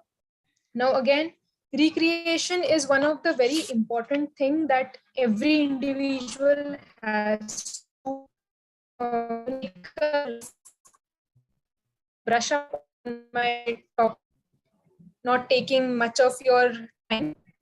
Whatever we'll be discussing, all these exercises are very simple, they're very easy to do, and you'll be enjoying those exercises. These exercises can be done in a conference room, at your desk, at the cubicle, with your friends, on your chair, anything. So yoga, office yoga, does not require clothing. So you don't have to carry a bag of clothes in your office with your regular luggage. Whatever clothes you have, you can do the exercises in that only, and you can perform these exercises at any time of the day, whenever you get free, whenever you get time. It is not like a medicine therapy, afternoon, morning, evening, you have a fixed time. You can do it anytime. Now, what are the major problems that these people are facing? One is the eye problem, because these people are what you can say, they are exposed to screens most of the times. So they have eye issues, vision issues, they have neck pain because of their posture. They may have an issue with their neck muscles. They may have a sitting job mostly. So it can be back pain issue also. Working on the laptops, computers, desktop. In this modern world, we are basically using all the gadgets which are helpful and which gives a shortcut to our regular routine. So that can be a mobile phone also, which can give strain on your wrist and your hand. And stress is, like, I cannot comment anything on stress. It is faced by each and every individual these days. It can be a small school going kid to an old human being as well. Now, moving on to the first problem, that is your eye problem. So what are the remedies to solve this problem is, don't forget to blink. You have to blink out of your work schedule. So most of the times you are staring at the screen, busy with your work, and you forget. It may not be intentional, but then many a times you don't blink. So please make sure you blink.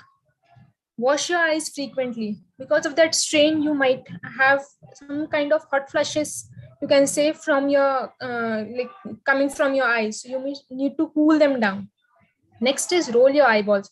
Now, rolling your eyeballs means you can just sitting on your chair, you can look up, you can look down without moving your neck. So it can be just eye movement. Your pupil muscles, your pupil should be moving. Perform the 20-20-20 drill. That is, break after 20 minutes. Spend 20 seconds to see something which is 20 feet away from your vision. So that might give eye exercises or vision exercise to you all.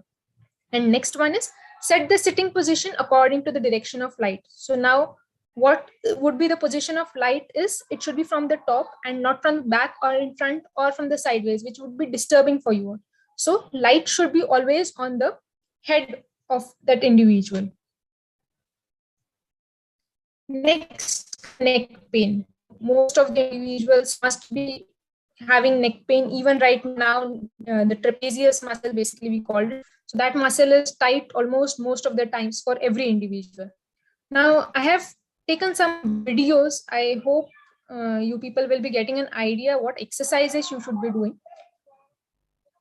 So this is an individual sitting. He's just taking the chin back, neck flexion, that is neck moving front, and that's it. So this is just a simple exercise that you will be doing. So this is chin back and push your head down.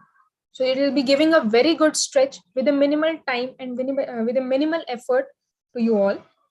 Next, moving on to sitting exercises only with a towel or a napkin, or even if you don't have any towel, you don't have any napkin, it's okay. You can just do the movements assuming you have a towel in your hand. This is, you can give a traction, that is, you are separating them, you're giving the push, or you can say you are pulling the neck muscles. So this can be with the towel, or else what you can do is you can just put your hands like this, and you can cup your hands and you can place it behind your neck. So what is happening? You are giving a traction, you're pushing your head or neck towards the sky. So that is giving a good traction, good amount of stretch to your neck muscles. Moving on to the next problem, that is your back pain. Back pain is very common. Again, it can be a worker also or a housewife also. At the workplace, you can just go to, many a times you stand at the door. So what you can do is, instead of just standing and leaning and on the door, you can talk to your colleagues while exercising. So this is one of the exercise. You're crossing your hands, holding the edges of the door, going close to it. Basically what is happening, your back is getting a curve and you're pushing yourself down from your buttocks. So this is one of the exercise which can relieve your spinal muscles, which can relieve your spine, the vertebra. Fine, I hope I am clear to all. Next is the knee stretch, or you can say adductor stretch. Now sitting, all sitting same position. The chair can be supported with armrest, or maybe it will not be supported with the armrest. So that is kind of disturbing for the individual, or maybe the person must not be having a backrest. So what a person can do is, this is a common sitting position that an individual takes within a day's time. So what this individual is doing is, he is crossing his leg over, and with one hand he is pushing the knee down, with the other he is pushing the heel or maybe the foot upwards. So there is a balanced, what you can say, stretch or balanced pressure from both the ends. This is again an exercise that is near the door. You're just holding the door, sit on the chair as if you're sitting on the chair, and you're pushing your spine down. So ultimately what is happening, your hands are giving support to your body where there is no imbalance and fear of fall, and you're pushing yourself down. So ultimately bending your knee and trying to sit on a chair. So this gives a very good stretch to your spine or maybe to your back muscles. Moving on to your mid back. Mid back is nothing but the upper back, you can see. So that is a portion which cannot be released. You have to stretch n number of times at that time, but then it is not giving that much relief, or maybe there are certain movements which you cannot do for a particular muscle edge. So what is the exercise for that is, cross your hands and bend down. Cross your hands, support your hands to the knees and bend down.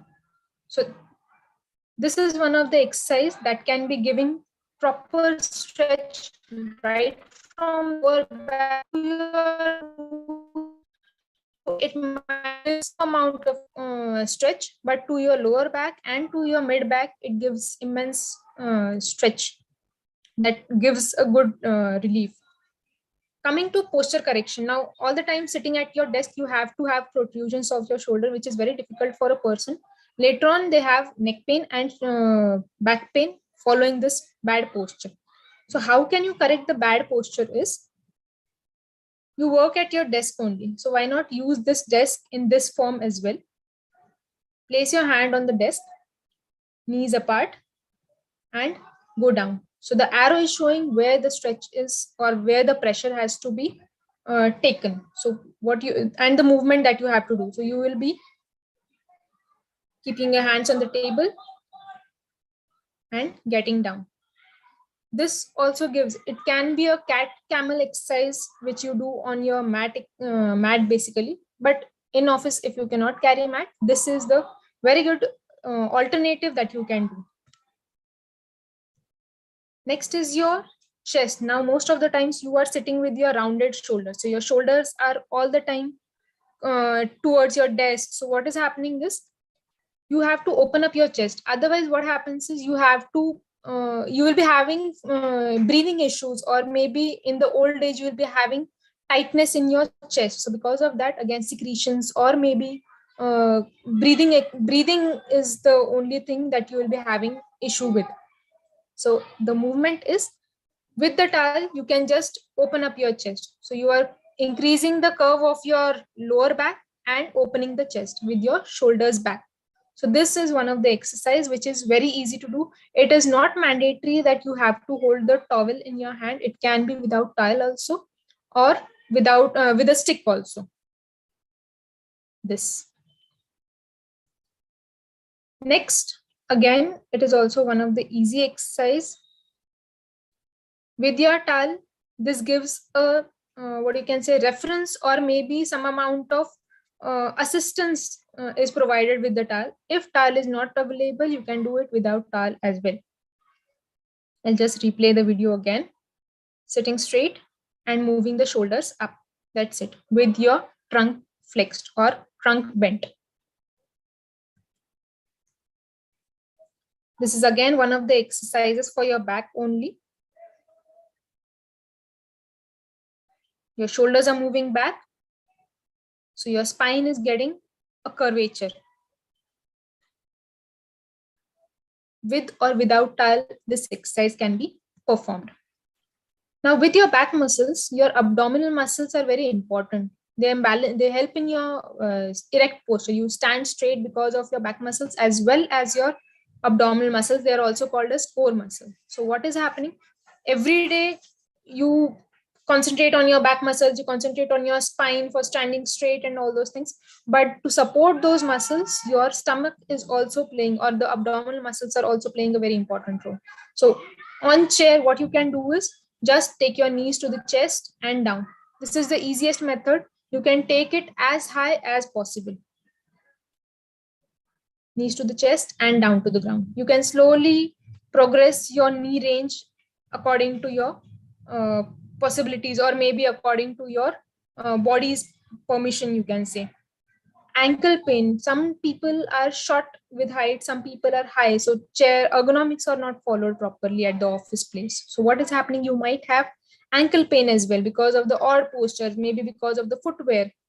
So for ankle pain, you can do heel raises, which is very easy to perform. Just hold the chair and raise your heels. That's it.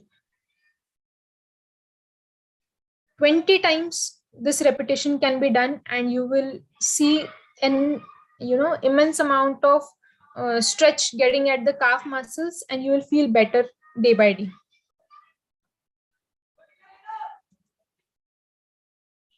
Raise your heels and down. These movements should be done slowly so that you feel the stretch at a proper pace. Otherwise, if you're doing the movements very fast, you won't get the stretch, and it would be an aerobic exercise rather than yoga. Moving on to knee pain. Sitting on the chair all day, and you will be restless with different positions that you will be trying to sit on that and sit and make yourself comfortable on that chair. So what you can do is you will be just holding the chair for the support. Take your heel to the buttocks, to the hip, and that's it. You hold the position for 5 to 10 seconds according to your body's capacity, and release the movement. This.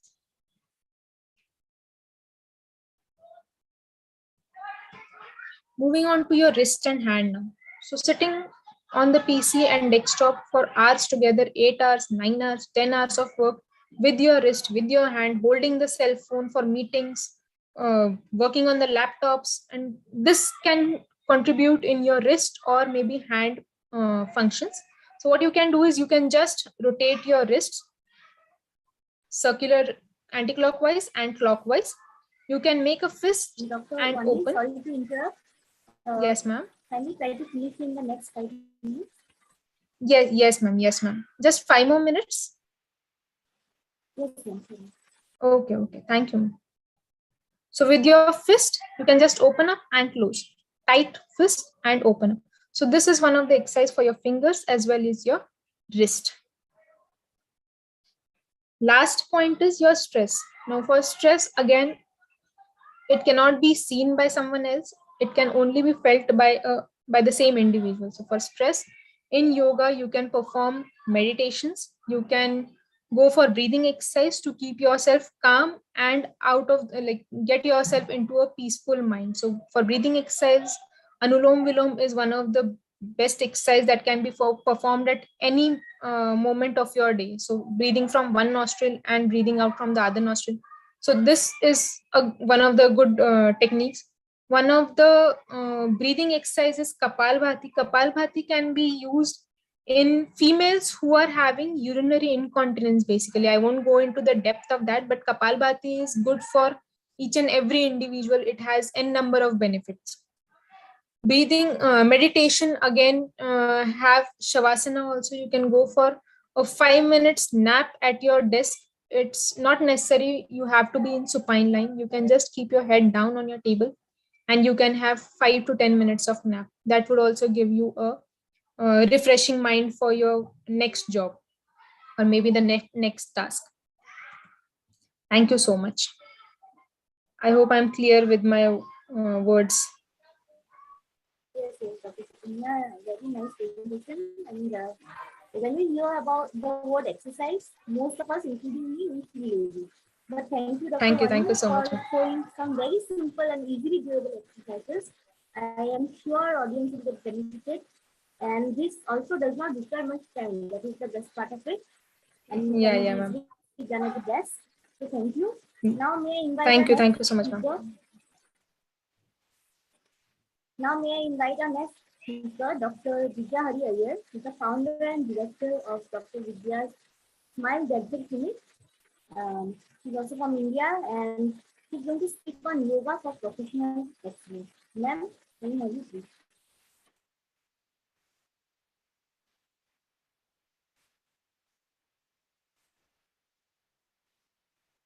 Dr. Vidya, are you here?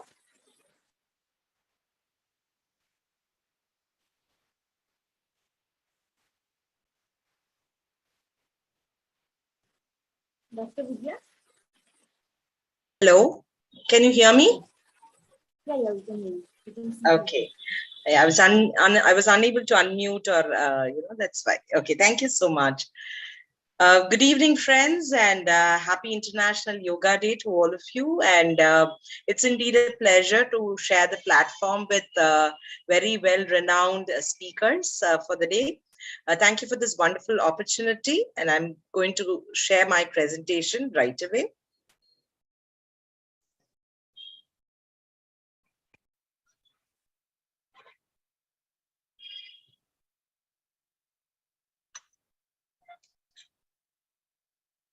Are you able to see the screen, ma'am? Yes, please. Okay, and is my voice audible? Yeah, very audible. Thank you so much. Okay. So I'm sure, many of us have been hearing about the International Yoga Day and how powerful yoga is and how it can really de-stress us.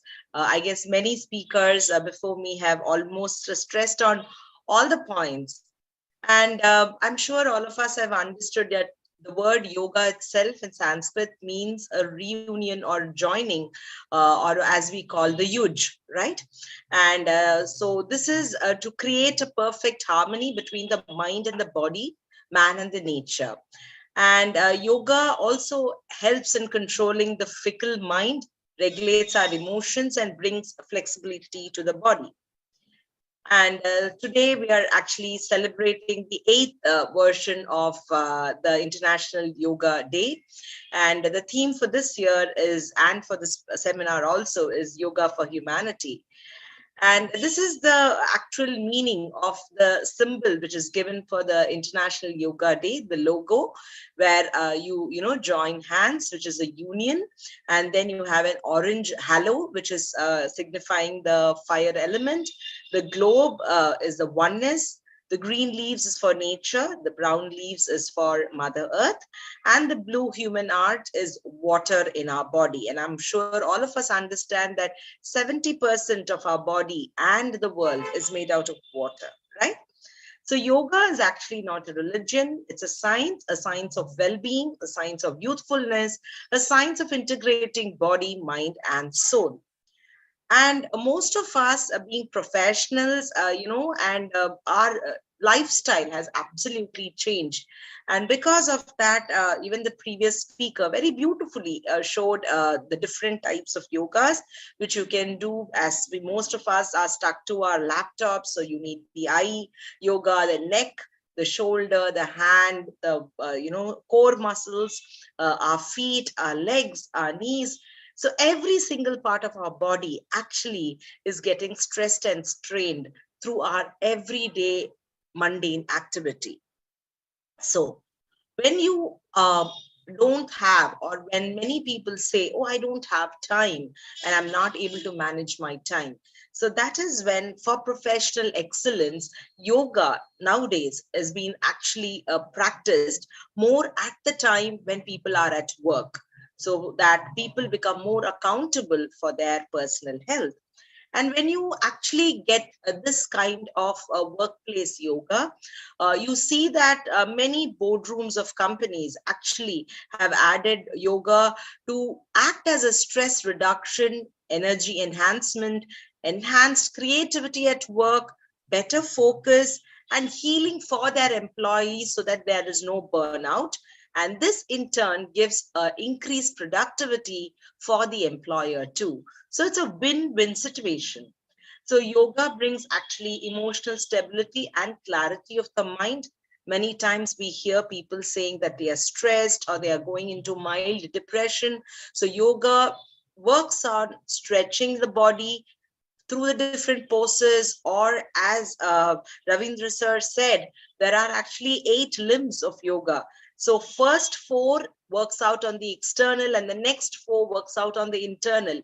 So even with just breathing, with a slow, mindful, controlled breathing, you will be able to reduce your stress level to a very great extent. Your body gets relaxed and energized at the same time. And yoga definitely has both an immediate and a long-term effect on anxiety reduction. And thus, it also helps in us having a way of responding to situation and not really reacting to it. And this, when you practice on a daily basis, you would see that you are much more happier. A state of wellness is always created. So yoga enables you to confront your innermost mental blocks. It would actually bring up what is troubling you within and helps you embrace creative and unique ways of problem solving. So if there is something which you have been putting or pondering your head on, yoga works out to relieve you of this. So with this increased new self-confidence, it makes you much more surer of yourself and allowing your confidence to actually rub in your professional decisions. So yoga increases your energy level and boosts the employee morale, making them more productive in their work. And tell me, who is that employer who does not want a productive team? So this is what yoga can actually do to you. And when employees are free of any kind of physical pain, their eye strains or neck strains, shoulder pains, or anything for that matter, what happens is they are more attentive, focused, and productive. They learn how to deal with their stresses and how to actually stay patient even in the most nerve-wracking situations. So this is how you will be able to see that yoga has actually brought a lot of difference in people. Now, why are we talking about yoga when there are other forms of exercise which can be practiced? This is because most of us were not able to go outdoors or had time off from our workplaces. So this basically increases the productivity in the workplace and also in the same time gives you a better health. What are the precautions? You just need to know that you should not hold your breath unless which is specifically mentioned in any of the asanas. Breathe through your nostrils, again, unless instructed otherwise. Keep your body loose and do not hold it very tight. Do not make any undue jerks because you might cause some strain on your body. So instead of giving you a relaxation, you might be actually causing pain. And perform the yoga practices according to your capacity. It is not who has done the best, but how have you done best, a better version of yourself from yesterday to today. So few do's and don'ts. Do not perform when you're in a state of exhaustion, illness, in a hurry, or in any kind of an acute stress condition. Women should refrain from regular yoga, especially during their menstrual cycles. Relaxation techniques and pranayam can be done. And don't perform yoga immediately after meals because there are some yogas which you need to actually activate your abdominal muscles. And when you have just had your food, it is very difficult to work out on your core. There are 7 true traditional styles of yoga. You have the Raja Yoga, Karma Yoga, Jnana Yoga, Bhakti Yoga, Mantra Yoga, Tantra Yoga, Hatha Yoga. I'm just going to run you with very few slides just to help you understand what each of them are. Raja Yoga is basically the king of all yoga. And as it's been already explained, the 8 limbs of Raja Yoga, this just gives you a benefit of happiness and peace of mind, relaxes your muscles, improves your self-worth, and gives you a better emotional well-being. And most of us, going through the pandemic, we have understood, being the first line warriors and healthcare workers, that the 4th phase, which is actually coming forward, is talking more on the mental well-being and emotional well-being. So these yogas will actually help you work out on your emotional and mental health being. Next is the Ashtanga Yoga. And this, again, if you look at it, is the other variety of your Raja Yoga. So this helps you burn your calories. So if you're looking at that you're working only on a desk job and you definitely want to lose your weight too, this will help you approximately reduce around 150 grams, and it will help you have a unison of your body and mind, improve your suppleness, gives you better endurance levels, improves your cardiovascular efficiency, lowers your blood pressure, improves your balance, and tones all the major muscle groups. Next is Hatha Yoga. Hatha Yoga involves the breath, body, and mind. And definitely within an hour or 1.5 hours of breathing, yoga poses, and meditation, you get better sleep. Today, many of us are complaining about sleeplessness or insomnia, and by reducing the stress, improving your, levels of depression, it definitely gives you much better sleep, other than enhancing your mindfulness, strengthening your flexibility, and relieving all the pains. So there are different types of Hatha Yoga poses for beginners, for which you can actually start working on. Hot yoga is another popular yoga which is performed right now. And this is when the room temperature is actually between 80 to 105 degrees Fahrenheit or 40 degrees Celsius with 40 to 60% humidity. So you would really sweat. I'm trying to interest you, but time is finished within the next minute. I will. Thank you so much. The purpose of the hot yoga is to increase the heart rates for a more intense workout and for the heat to loosen the muscle. So this is again a very popular way of using yoga in your workplace. You have Vinyasa Yoga, which has an amazing yoga style with different types of poses also. And this is a beautiful way where your body is like a fluid. So you would see it improves your flexibility, improves metabolism. And as you practice this, you have much more better coordination and awareness of your mind and body. Kundalini Yoga is another form of yoga which involves chanting, singing, breathing exercises, and repetitive poses. And this also has a lot of advantages when done over a regular period of time. Then you have these great poses, which is for high-level practitioners who have gone through the yoga training for a longer period of time. And you can really work out on the flexibility, mobility, wherein it can increase in your concentration and focus too. So yoga is a journey of the self, to the self, and through the self. So as you inhale and exhale, you can inhale all the good thoughts, feelings, mood, good sleep. And as you exhale the negative thoughts, negative informations, negative situations, negative people, or negative words.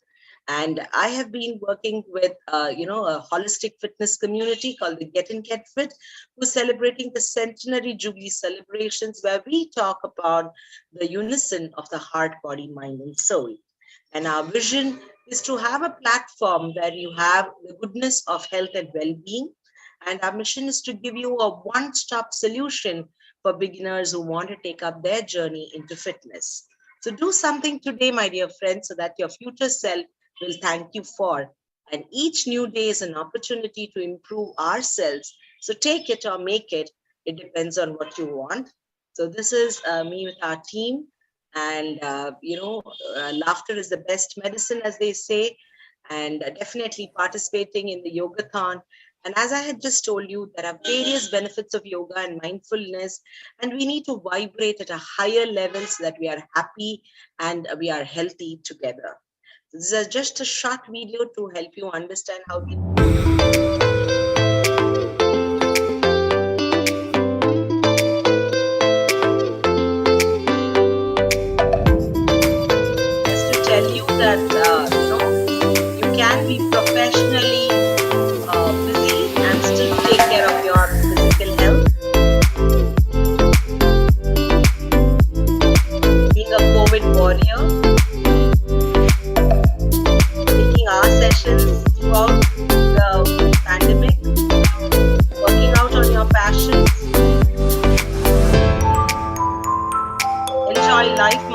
friends, because that's what you would get.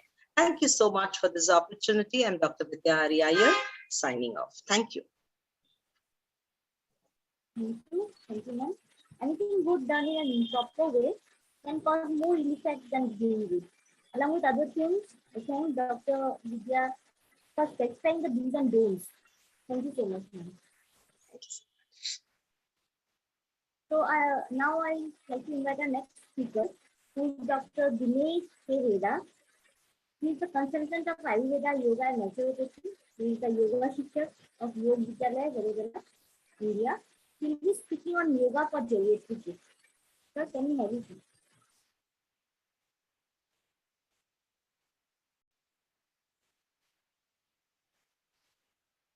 Dr. Dinesh, are you there, sir?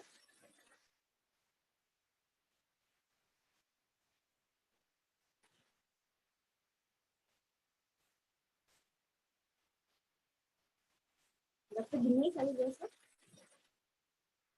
I think you're muted, sir.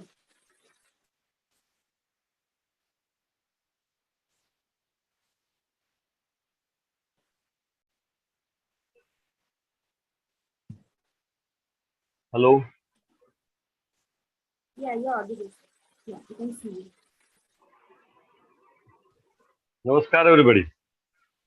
Myself, Dr. Dinesh Veda, completed BMS in 2000 and completed postgraduate diploma in Yoga and Naturopathy in 2002 from Jamnagar, Mahasi Patanjali Institute of Yoga and Naturopathy, affiliated with Gujarat Ayurveda University.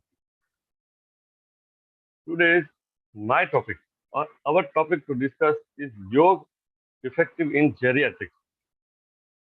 As all of us know, the old age people have fear. Which type of fear? Whether they can do their daily routine properly or not, because they have no proper grip and their mental state is also not proper. So the physical and mental, both states are damaged, both are poor. So pranayam will work in propping the wellness of the mental state. And Shukshma Vyayam, the small joint, all small joint exercise are more effective to all old age people. As after 40, 50, 60, there are arthritic change to each and every person. So after 50, 60, there will be the physical movement, the small joint movement will be more disabled. Then by time boundly, they will unable to work with their normal regular activity. So the most important exercise for old age people is Sukshma Vyayam. In Sukshma Vyayam, we have main 7 joints. We have to do stretches and rotation of that all 7 joints. Ankle, knee, hip, wrist, elbow, shoulder, and neck.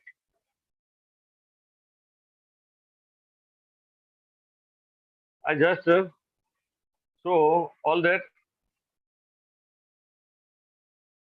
Sukshma Vyayam just now.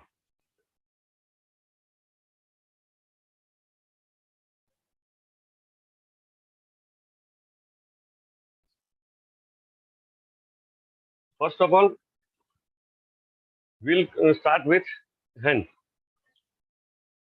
Finger is the most important part of our body. In 24 hours, we are working maximum with our fingers and hands.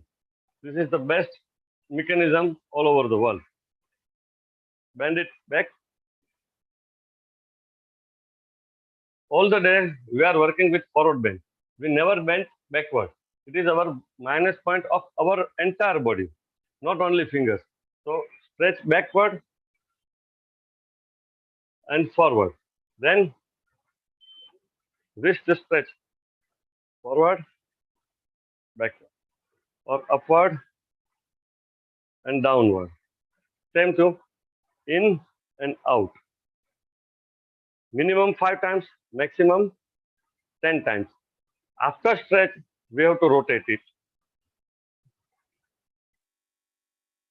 clockwise and anti-clockwise. Minimum 5 times, maximum 10 times, with thumb inside. Hand is the most important, sorry, the wrist, the 5 fingers and entire Pajja is more important. If it is not working in computer and everywhere else, you have to work with your hand only. So wrist stretch is most important. Then after wrist, there comes elbow. Very simple exercise. Inhale, exhale.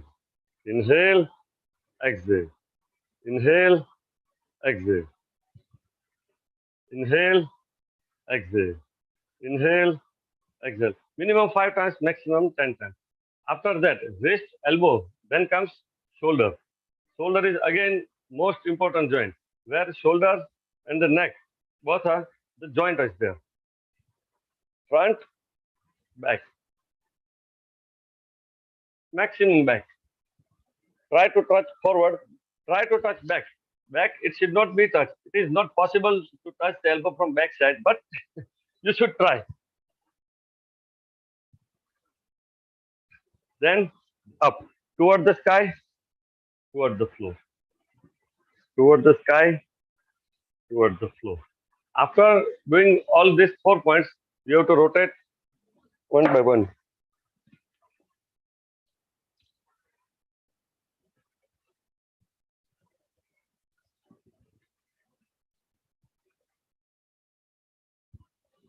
Minimum 5 times, maximum 10 times. Clockwise and anti-clockwise.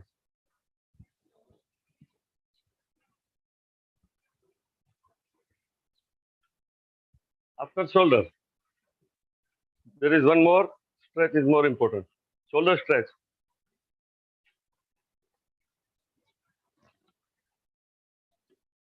After giving stretch, just hold it for 5 to 10 seconds and do it for 5 to 10 times. Repetition 5 to 10 times. This is indirect stretch to neck. After that, next stretch is forward, backward. Forward, backward. Forward, backward. Then left, right. Left, right. Your ear should more close to shoulder. That's it. After this 4, we have to rotate it.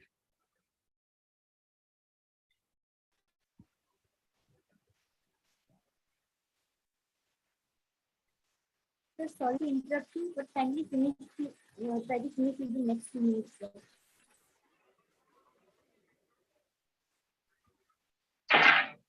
Eyeball movement is more important, but previously our previous speaker have been told about eyeball movement.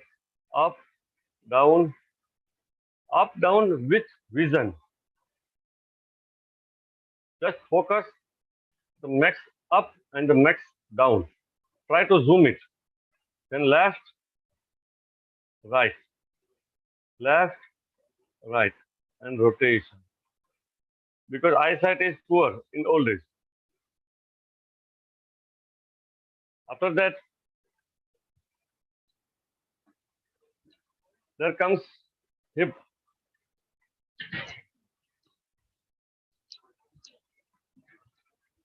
This is the most important joint of our body. If it is flexible, then you can work well and you can perform the most of asanas very well. So this is most important. Forward, back. Next, forward, back. Same left and right. Hold it for 5 seconds. Left, right. Then rotation. While you are rotating, whole body should not be worked. There will be rotation, only waist, only hip joint. Yeah. Dinesh, sir? Yes. Sorry to interrupt you, but try to finish it in the next few minutes, please. How many minutes we have?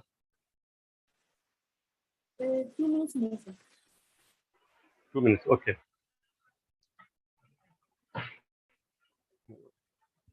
There are 10 Sukshmayam with ankle joint and knee joint. Knee stretch and knee rotation is most important because in this era, knee replacement is very common. It's going more and more common. So knee stretch and knee rotation should be done every day. So you can be far from TKR, this total knee replacement. Second thing, physical fitness as well as mental fitness is more important. For mental fitness or the state where we are in dilemma, in that pranayama works very well. For mental peace, you have to do pranayama. In pranayama, why pranayama is more important? Our body's minus point is we never exhale actively.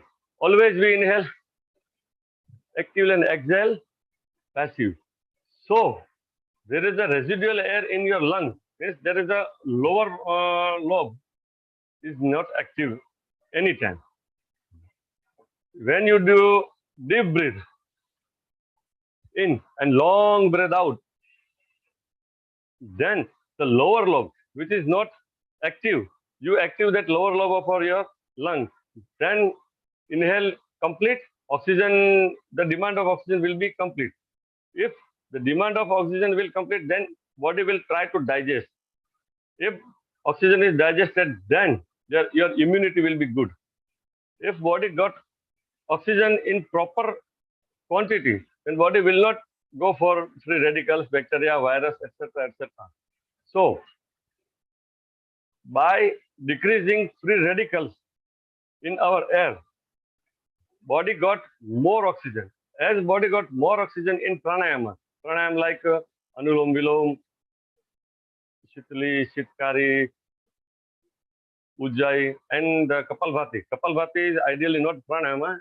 We can call it breathing exercise as it is a Shatkarma, it's Shuddhi Kriya. So, all pranayams are very good, but the best one is Kapalbhati and Anulom Vilom. By Anulom Vilom and Nadi Shuddhi, your blood pressure will be down and mental state will be very good. So, I suggest Sukshmayam daily and pranayama must and most. 10 minutes for Sukshmayam, 10 minutes for pranayama. After pranayam, there should be prayer and omkar. Then the whole day will be very, very good for all old age people.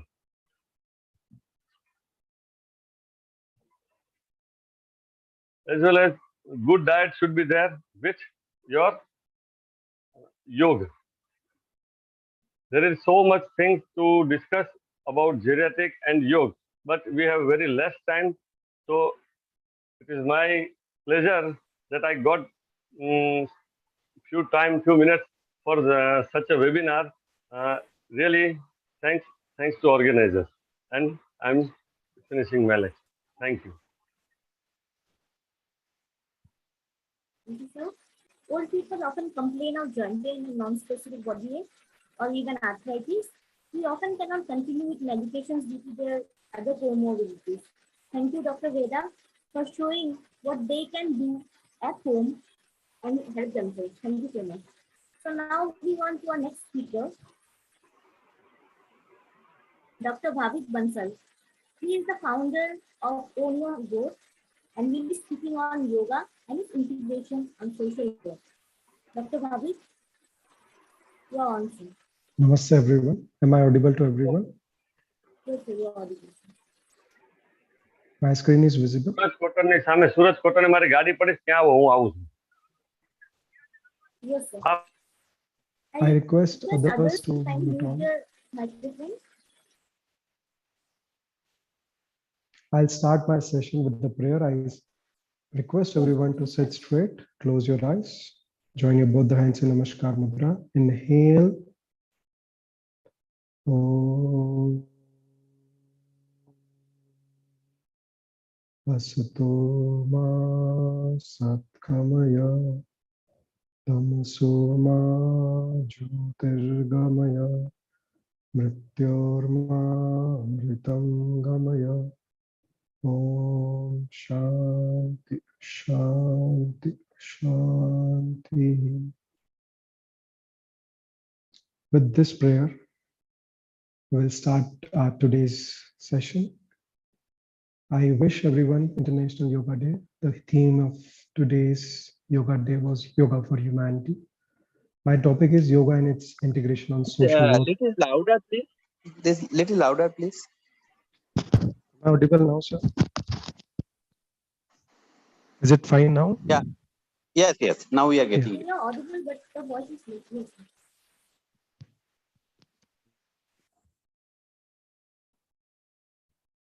Am I audible now? Am I audible? Earlier it was better. Otherwise, you're audible. Sir. Now it's fine. I can begin. Yes, I think. Hello. Can I begin?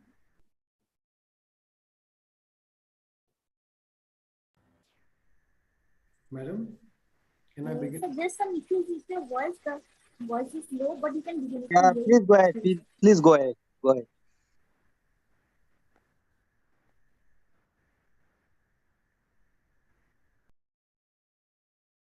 Can I begin? Am I audible to everyone?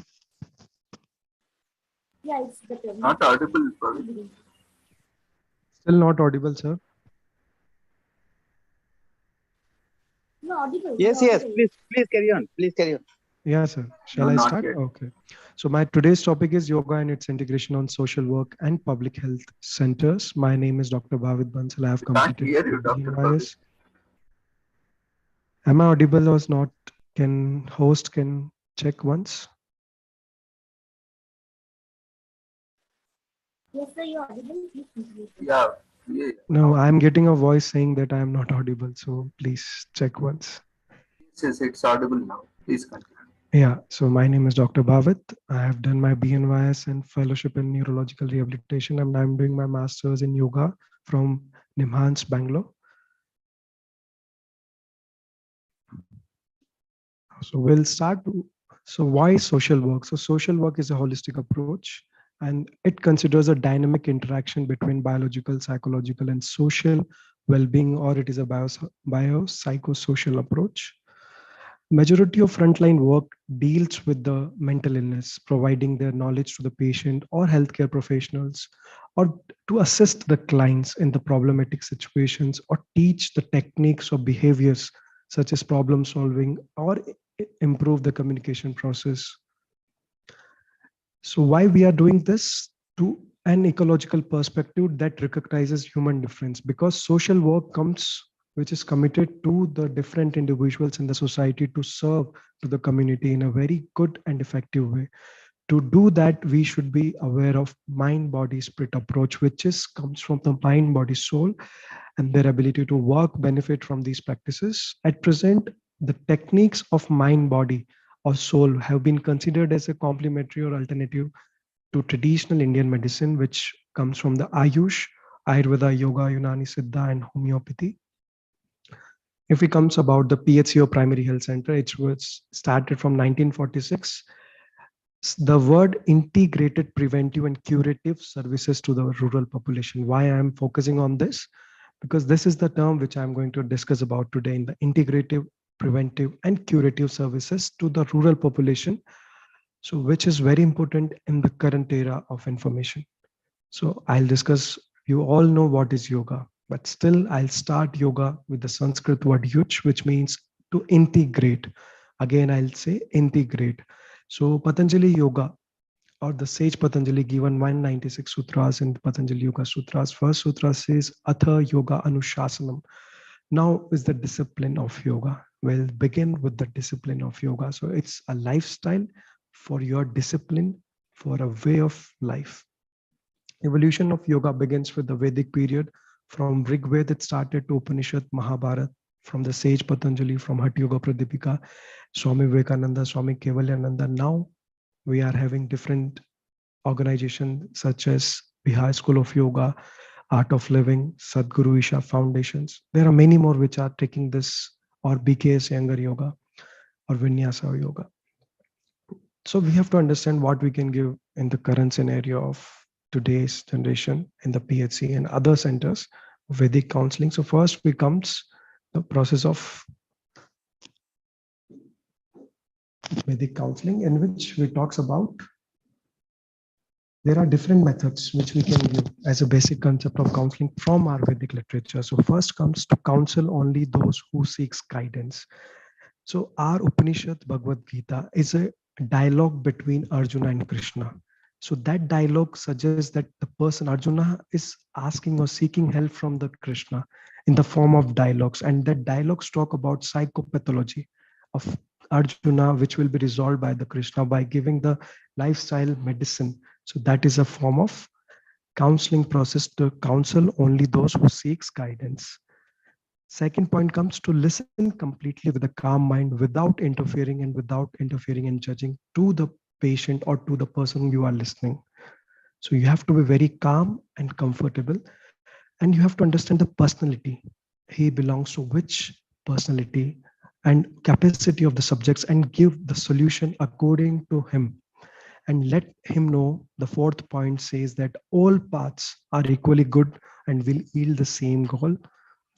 You do not expect anything and to give subject the freedom to decide in the process of counseling during your system of medicine. Next is to feel connected to the whole, not to the part. You feel connected not to a part, you feel connected to the community. That's how you serve to the whole community. Next is what are the different parts of yoga which we can suggest to a patient. There are 4 parts of yoga: Karma Yoga, Bhakti Yoga, Jnana Yoga, Karma Yoga, Bhakti Yoga, Raj Yoga. So we have 4 parts of yoga.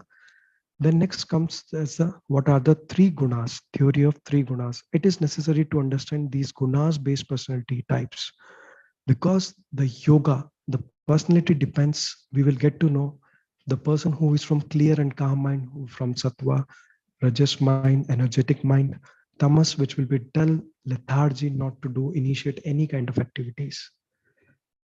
Again, Krishna explained the 4 varnas. I'm not talking about the caste system. I'm talking about the 4 categories of society, which Krishna explained as based on the gunas and action, which is explained by the gunas and action. So we have 4 gunas and action category: Brahmana, who seeks intelligence; Kshatriya, who fight for the society; then Vaishyas, who do the business organization work; the Shudra, who serve the people. So according to these 4 classification of varna, we divide the path of yoga, and we say the prescription of specific yoga philosophical approaches and techniques for coping to a particular personality type. So as per their behavior, as per their work, we give the coping mechanism through yoga.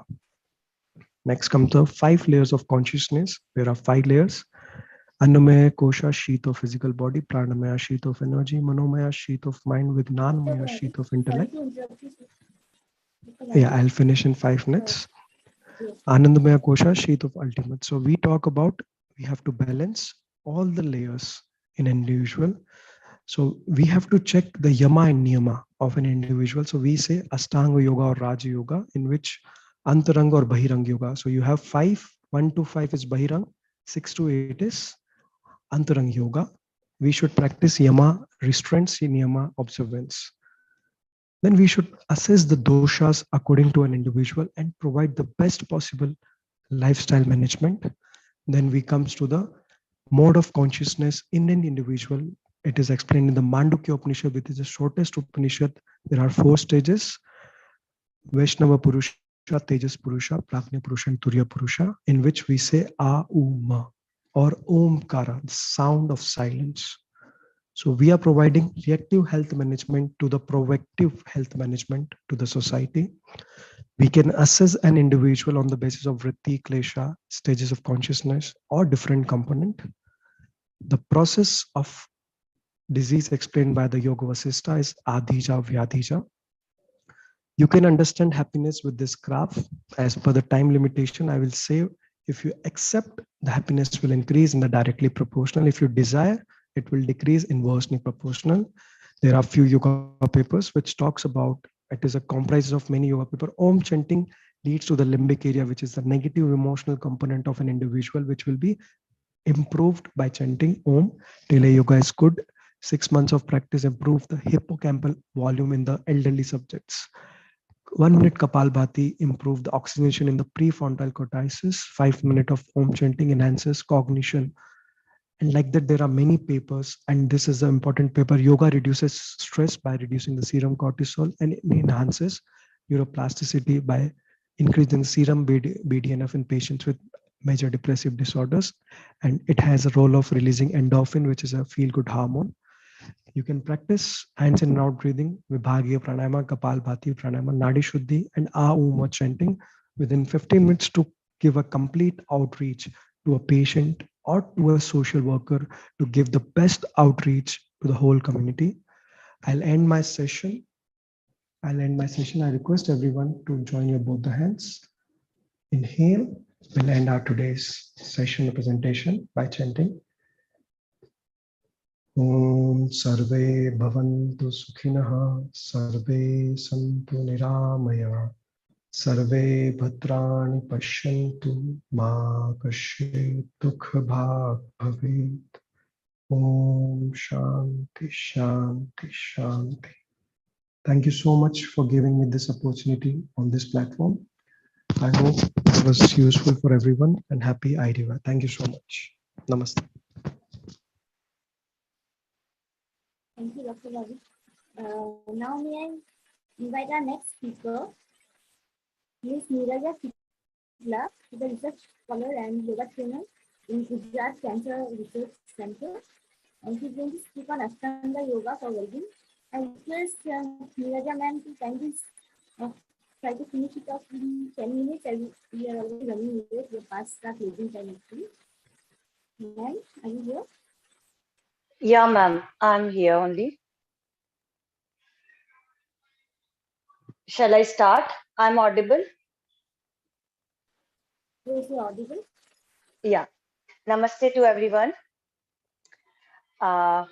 Join your palms. We'll do a simple prayer. Sangachadvam, Sambadadvam, Sambho Manansi Janatam, Deva Bhagam Yatha Purve, Deva Bhagam Yatha Purve, Sanjanana Upasate, Sanjanana Upasate. Namaste. Happy International Yoga Day to everyone. My topic is Ashtanga Yoga and well-being. So we'll talk about what is well-being. Well-being is a state of being healthy and happy.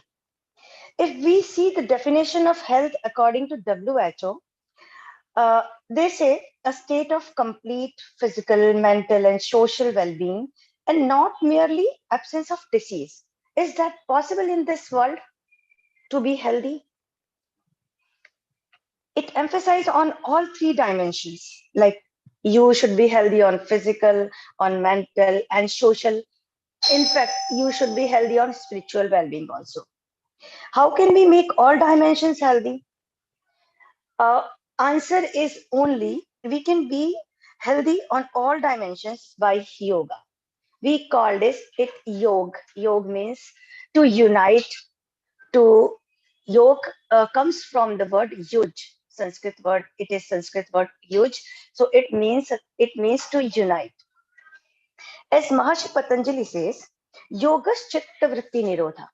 That means to remove all vrittis. Vrittis means thoughts. Is called yoga. As today we all are aware about yoga practices, but people understand doing asana is yoga. Maharshi Patanjali gave us 8 folds or steps of yoga. As Bhagavad Gita says, yoga samadhi. Shri Krishna says yoga samadhi. That means to achieve higher consciousness is yoga. How we can achieve higher consciousness? Maharshi Patanjali says, Yam, Niyam, Asan, Pranayam, Pratyahar, Dharana, Dhyan, and Samadhi. Yam, Niyam, Asan, Pranayam, and Pratyahar are Bahirang Yoga, and Dharana, Dhyan, and Samadhi are Antarang Yoga. I will explain one by one in short. Yam is social regulations, and niyams are self-regulations. As we all know, we cannot achieve anything without regulations. Once a person practices yam and niyam, he or she can come disciplinary and disciplined. And discipline is key of healthy life. We all know, once we are disciplined, we can achieve a healthy state. After yam niyam, we come on asan. It is the third limb of Ashtanga Yoga. Asan means posture of body. It is third limb of Ashtanga Yoga. So Maharshi Patanjali says, Sthiram Sukham Asanam. That means sitting on a place with stability and happily is called asan. Asan does not mean, Maharshi Patanjali don't say about Shirshasana or handstand or another asan name. He said, if a person can sit on a place with happy state, then he can achieve the asan. If person practice various asan, he or she becomes physically strong. Asan brings awareness of present moment. Asan is not only exercise. We should understand asan or posture of the body brings awareness to the present moment, and we can live healthy only when we will live in present moment. And to live in this moment, it gives you healthy life. After asan, we comes on pranayam. Pranayam, that means pranayam. After achieving stability in body, someone can sit for long to practice pranayam. Pranayam, it makes from two words, prana plus ayam. That means regulation of breath, regulation of prana. Pranayam works on prana. Prana is not only oxygen. In the yogic practices, prana is called life force, which regulates our pranic channels. Once pranayam will be achieved by someone, he or she will be able to manage for next step called pratyahara. Pratyahara means withdrawal of your senses. We all have 5 senses and we all are slave of our senses. So once pratyahara will achieve, we can withdraw our senses. I will give you an example. If you have pizza in front of you and you are on diet forcefully, you cannot eat it. Or second example situation is that senses don't demand on pizza in front of you and you are denied that I don't need it. Those both situations are different, and second situation are very good, and it is called pratyahara. Once your senses are on silence, they don't demand anything, so it is different. Once pratyahara achieved, one can win his senses. After pratyahara, dharana, dhyan, and samadhi.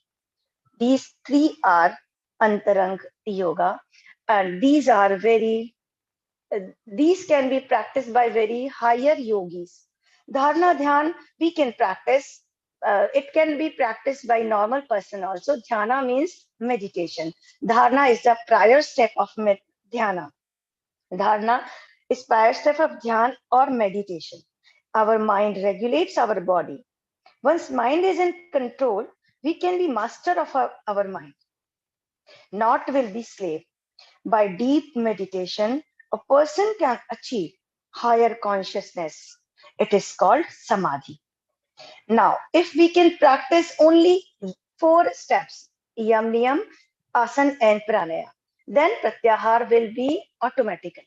And 4 practices we can achieve, by 4 practices we can achieve state of healthy well-being, which we have talked earlier. Now, there is a need of spread real knowledge of yoga. We called it as yoga. This 8th International Yoga Day, I want to convey my message to everyone that please don't practice only asana as yoga. Yoga is not an exercise. It is a complete lifestyle. We must include it in our daily lives. If we want to live healthy, then we must include it in our daily lives. Like we bath, we brush, go to the washrooms. So it should be part of our daily routine. So this is my request to everyone to spread real knowledge. We are talking about yoga on this yoga day on many various platforms, but क्या हम इसकी practice कर रहे हैं? क्या हम इसको अपनी रियल लाइफ में ले रहे हैं? This is a big question here. Now, I will stop my words with the Shanti mantra.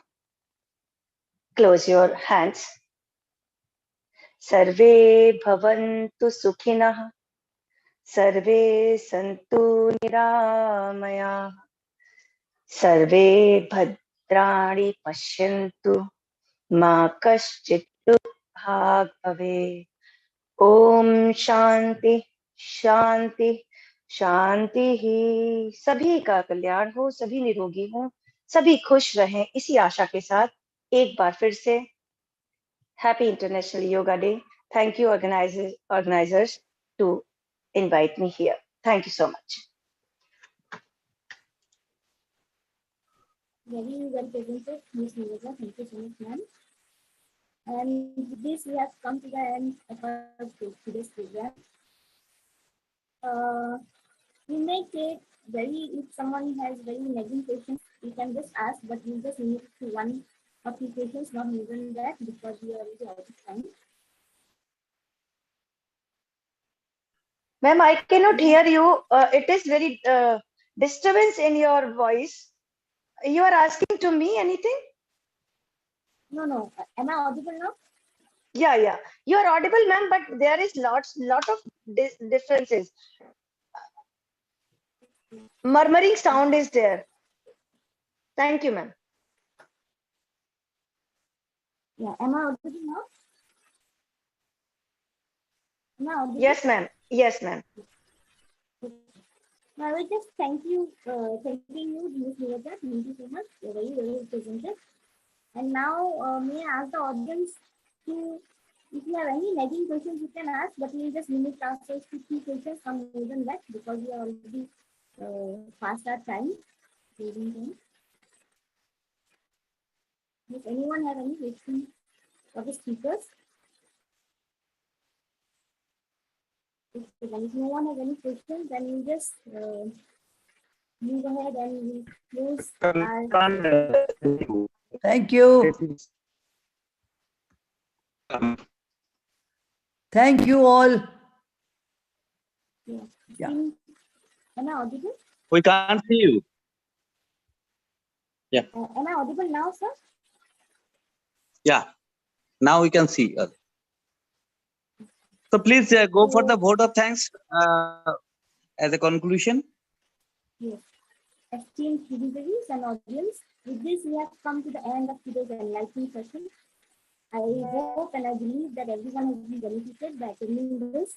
May I take this opportunity to thank all the participants, especially to our chief guest, Srimati Meenakshi Datta Ghosh, for gracing the occasion, GFSRD President, Dr. Shiladita Chatterjee, GFSRD Founder and Secretary, Dr. Dhananjay Chaudhary, and our collaborators, SHFI and SRI CASW, especially Sri Dr. Ravindra Aryan, for all your reports, and all our speakers who have spared their time in spite of their busy days.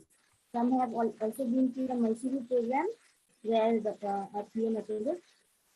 And now, if I have to summarize the session in a few lines, I would say that yoga is an art and science of healthy living which originated in ancient India. This spiritual discipline focuses on bringing harmony and of the mind and the body by a holistic approach. As an allopathic doctor myself, I can emphasize on its role in disease prevention, promotion of health, and management of many lifestyle-related diseases. In fact, this has now gained wide popularity in recent years. I would like to conclude by requesting everyone to close your eyes and listen to this prayer in Sanskrit. This prayer, like yoga, is beyond any man-made divisions and discriminations or religion, and is true to this year's theme, Yoga for Humanity. It means, may all be blissful, may all be free from illness, may all the good within and on the outside, may no one cause or undergo suffering. Thank you. Please. So, Ravindra sir, can you please play the video? Thank you very much. In fact, hello. Yeah, we can hear you. Okay, so thank you everybody for joining us, and thanks to Dr. Ravindra and his organization for joining us today as one of the crucial partner are providing Zoom facilities and others. Thanks to all the speakers and all the participants. Till we have more than 40 numbers of participants in this platform. So thank you very much. Only thing is some people are asking for the feedback form for certificate. Don't worry for that. Who have registered with our Google form, all of you will get the certificate tomorrow. And also to all the speakers, we will provide you our token of acknowledgement in the certificate. And also this entire thing, I will request Dr. Ravindra to share the YouTube link so that or this Zoom recording will upload it. And also whoever interested to join us today, this is not only International Yoga Day, but with the guidance of our respected Madam Meenakshi Madam, we are going to launch this global center. So if you have any input, any suggestion, if you would like to also work with us as a partner, as an individual, even your good practices on public health and other related to rural development, all of you are most welcome. So this is not the first that today is only an event for 2.5 hours, but it is an event that we will continue. And all together, if we work together, then definitely we can reach a lot. So with this, thank you everybody. Thank you, ma'am. Dr. Chatterjee, if you are there, thank you very much. Thank you, Dr. Ravindra, and obviously today's our moderator, Dr. Amita. Thank you very much. Within 24 hours, she and Dr. Ravindra made this wonderful program. All the speakers are excellent, and it's everybody. We are just listening till I can see the more than 40 participants are there. So that interest on the topic because of the speakers. So thank you very much, everybody. Good night, and take your dinner and take rest. So happy International Yoga Day, and hope you have enjoyed a lot. Thank you very much. Thank you, sir. Thank you. Thank you. Thank you very much, sir. Yes. Any feedback is there, sir? No need of feedback. If you have registered, you will get the certificate. Okay, sir. Okay, sir. Thank you, sir. Thank you. If your name, whatever the name you have registered, and your email address, definitely tomorrow you'll get the certificate. Don't worry. Thank you. Thank you, sir. Thank you very much. Dr. Ravindra, good night. Thank you, Dr. Jain, sir. It was wonderful efforts. As usual, you always rock with wonderful events, and definitely you have really done wonderful job, sir. And we wish you all the success, and we are always there for you. Thank you, sir. Thank you. This is my strength. Thank you so much. Thank you so much. Thank you, sir. Good night, everybody. Good night, sir. Harup, good night.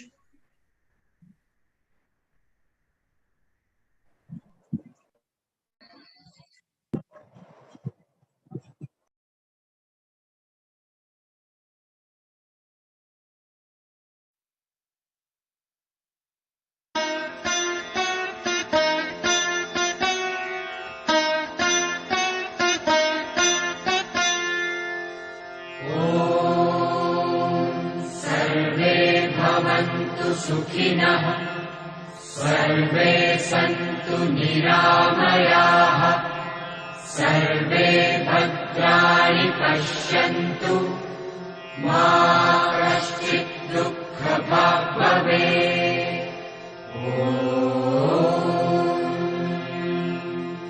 असतो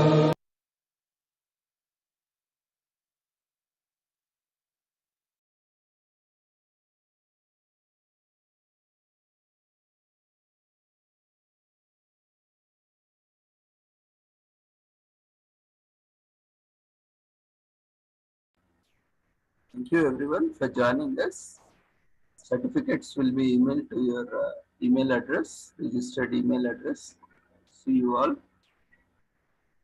tomorrow with the same link. There is no feedback link.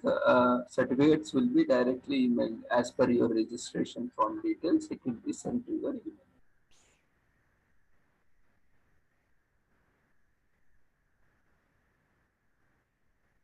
Those who have not registered, yeah, I'm leaving my contact number. Just message me on WhatsApp. I will be sharing the registration form.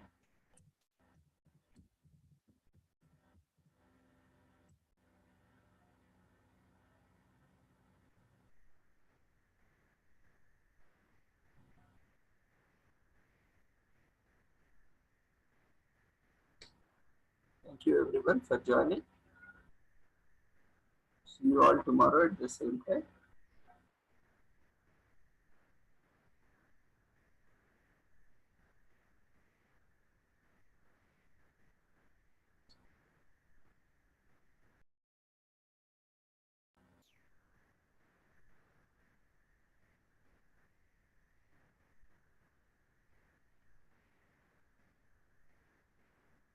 Those who have not yet registered but have joined the webinar, you can WhatsApp me. I will be sharing the registration form.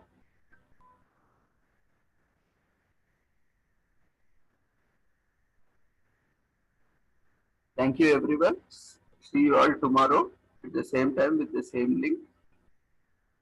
Take care. Good night.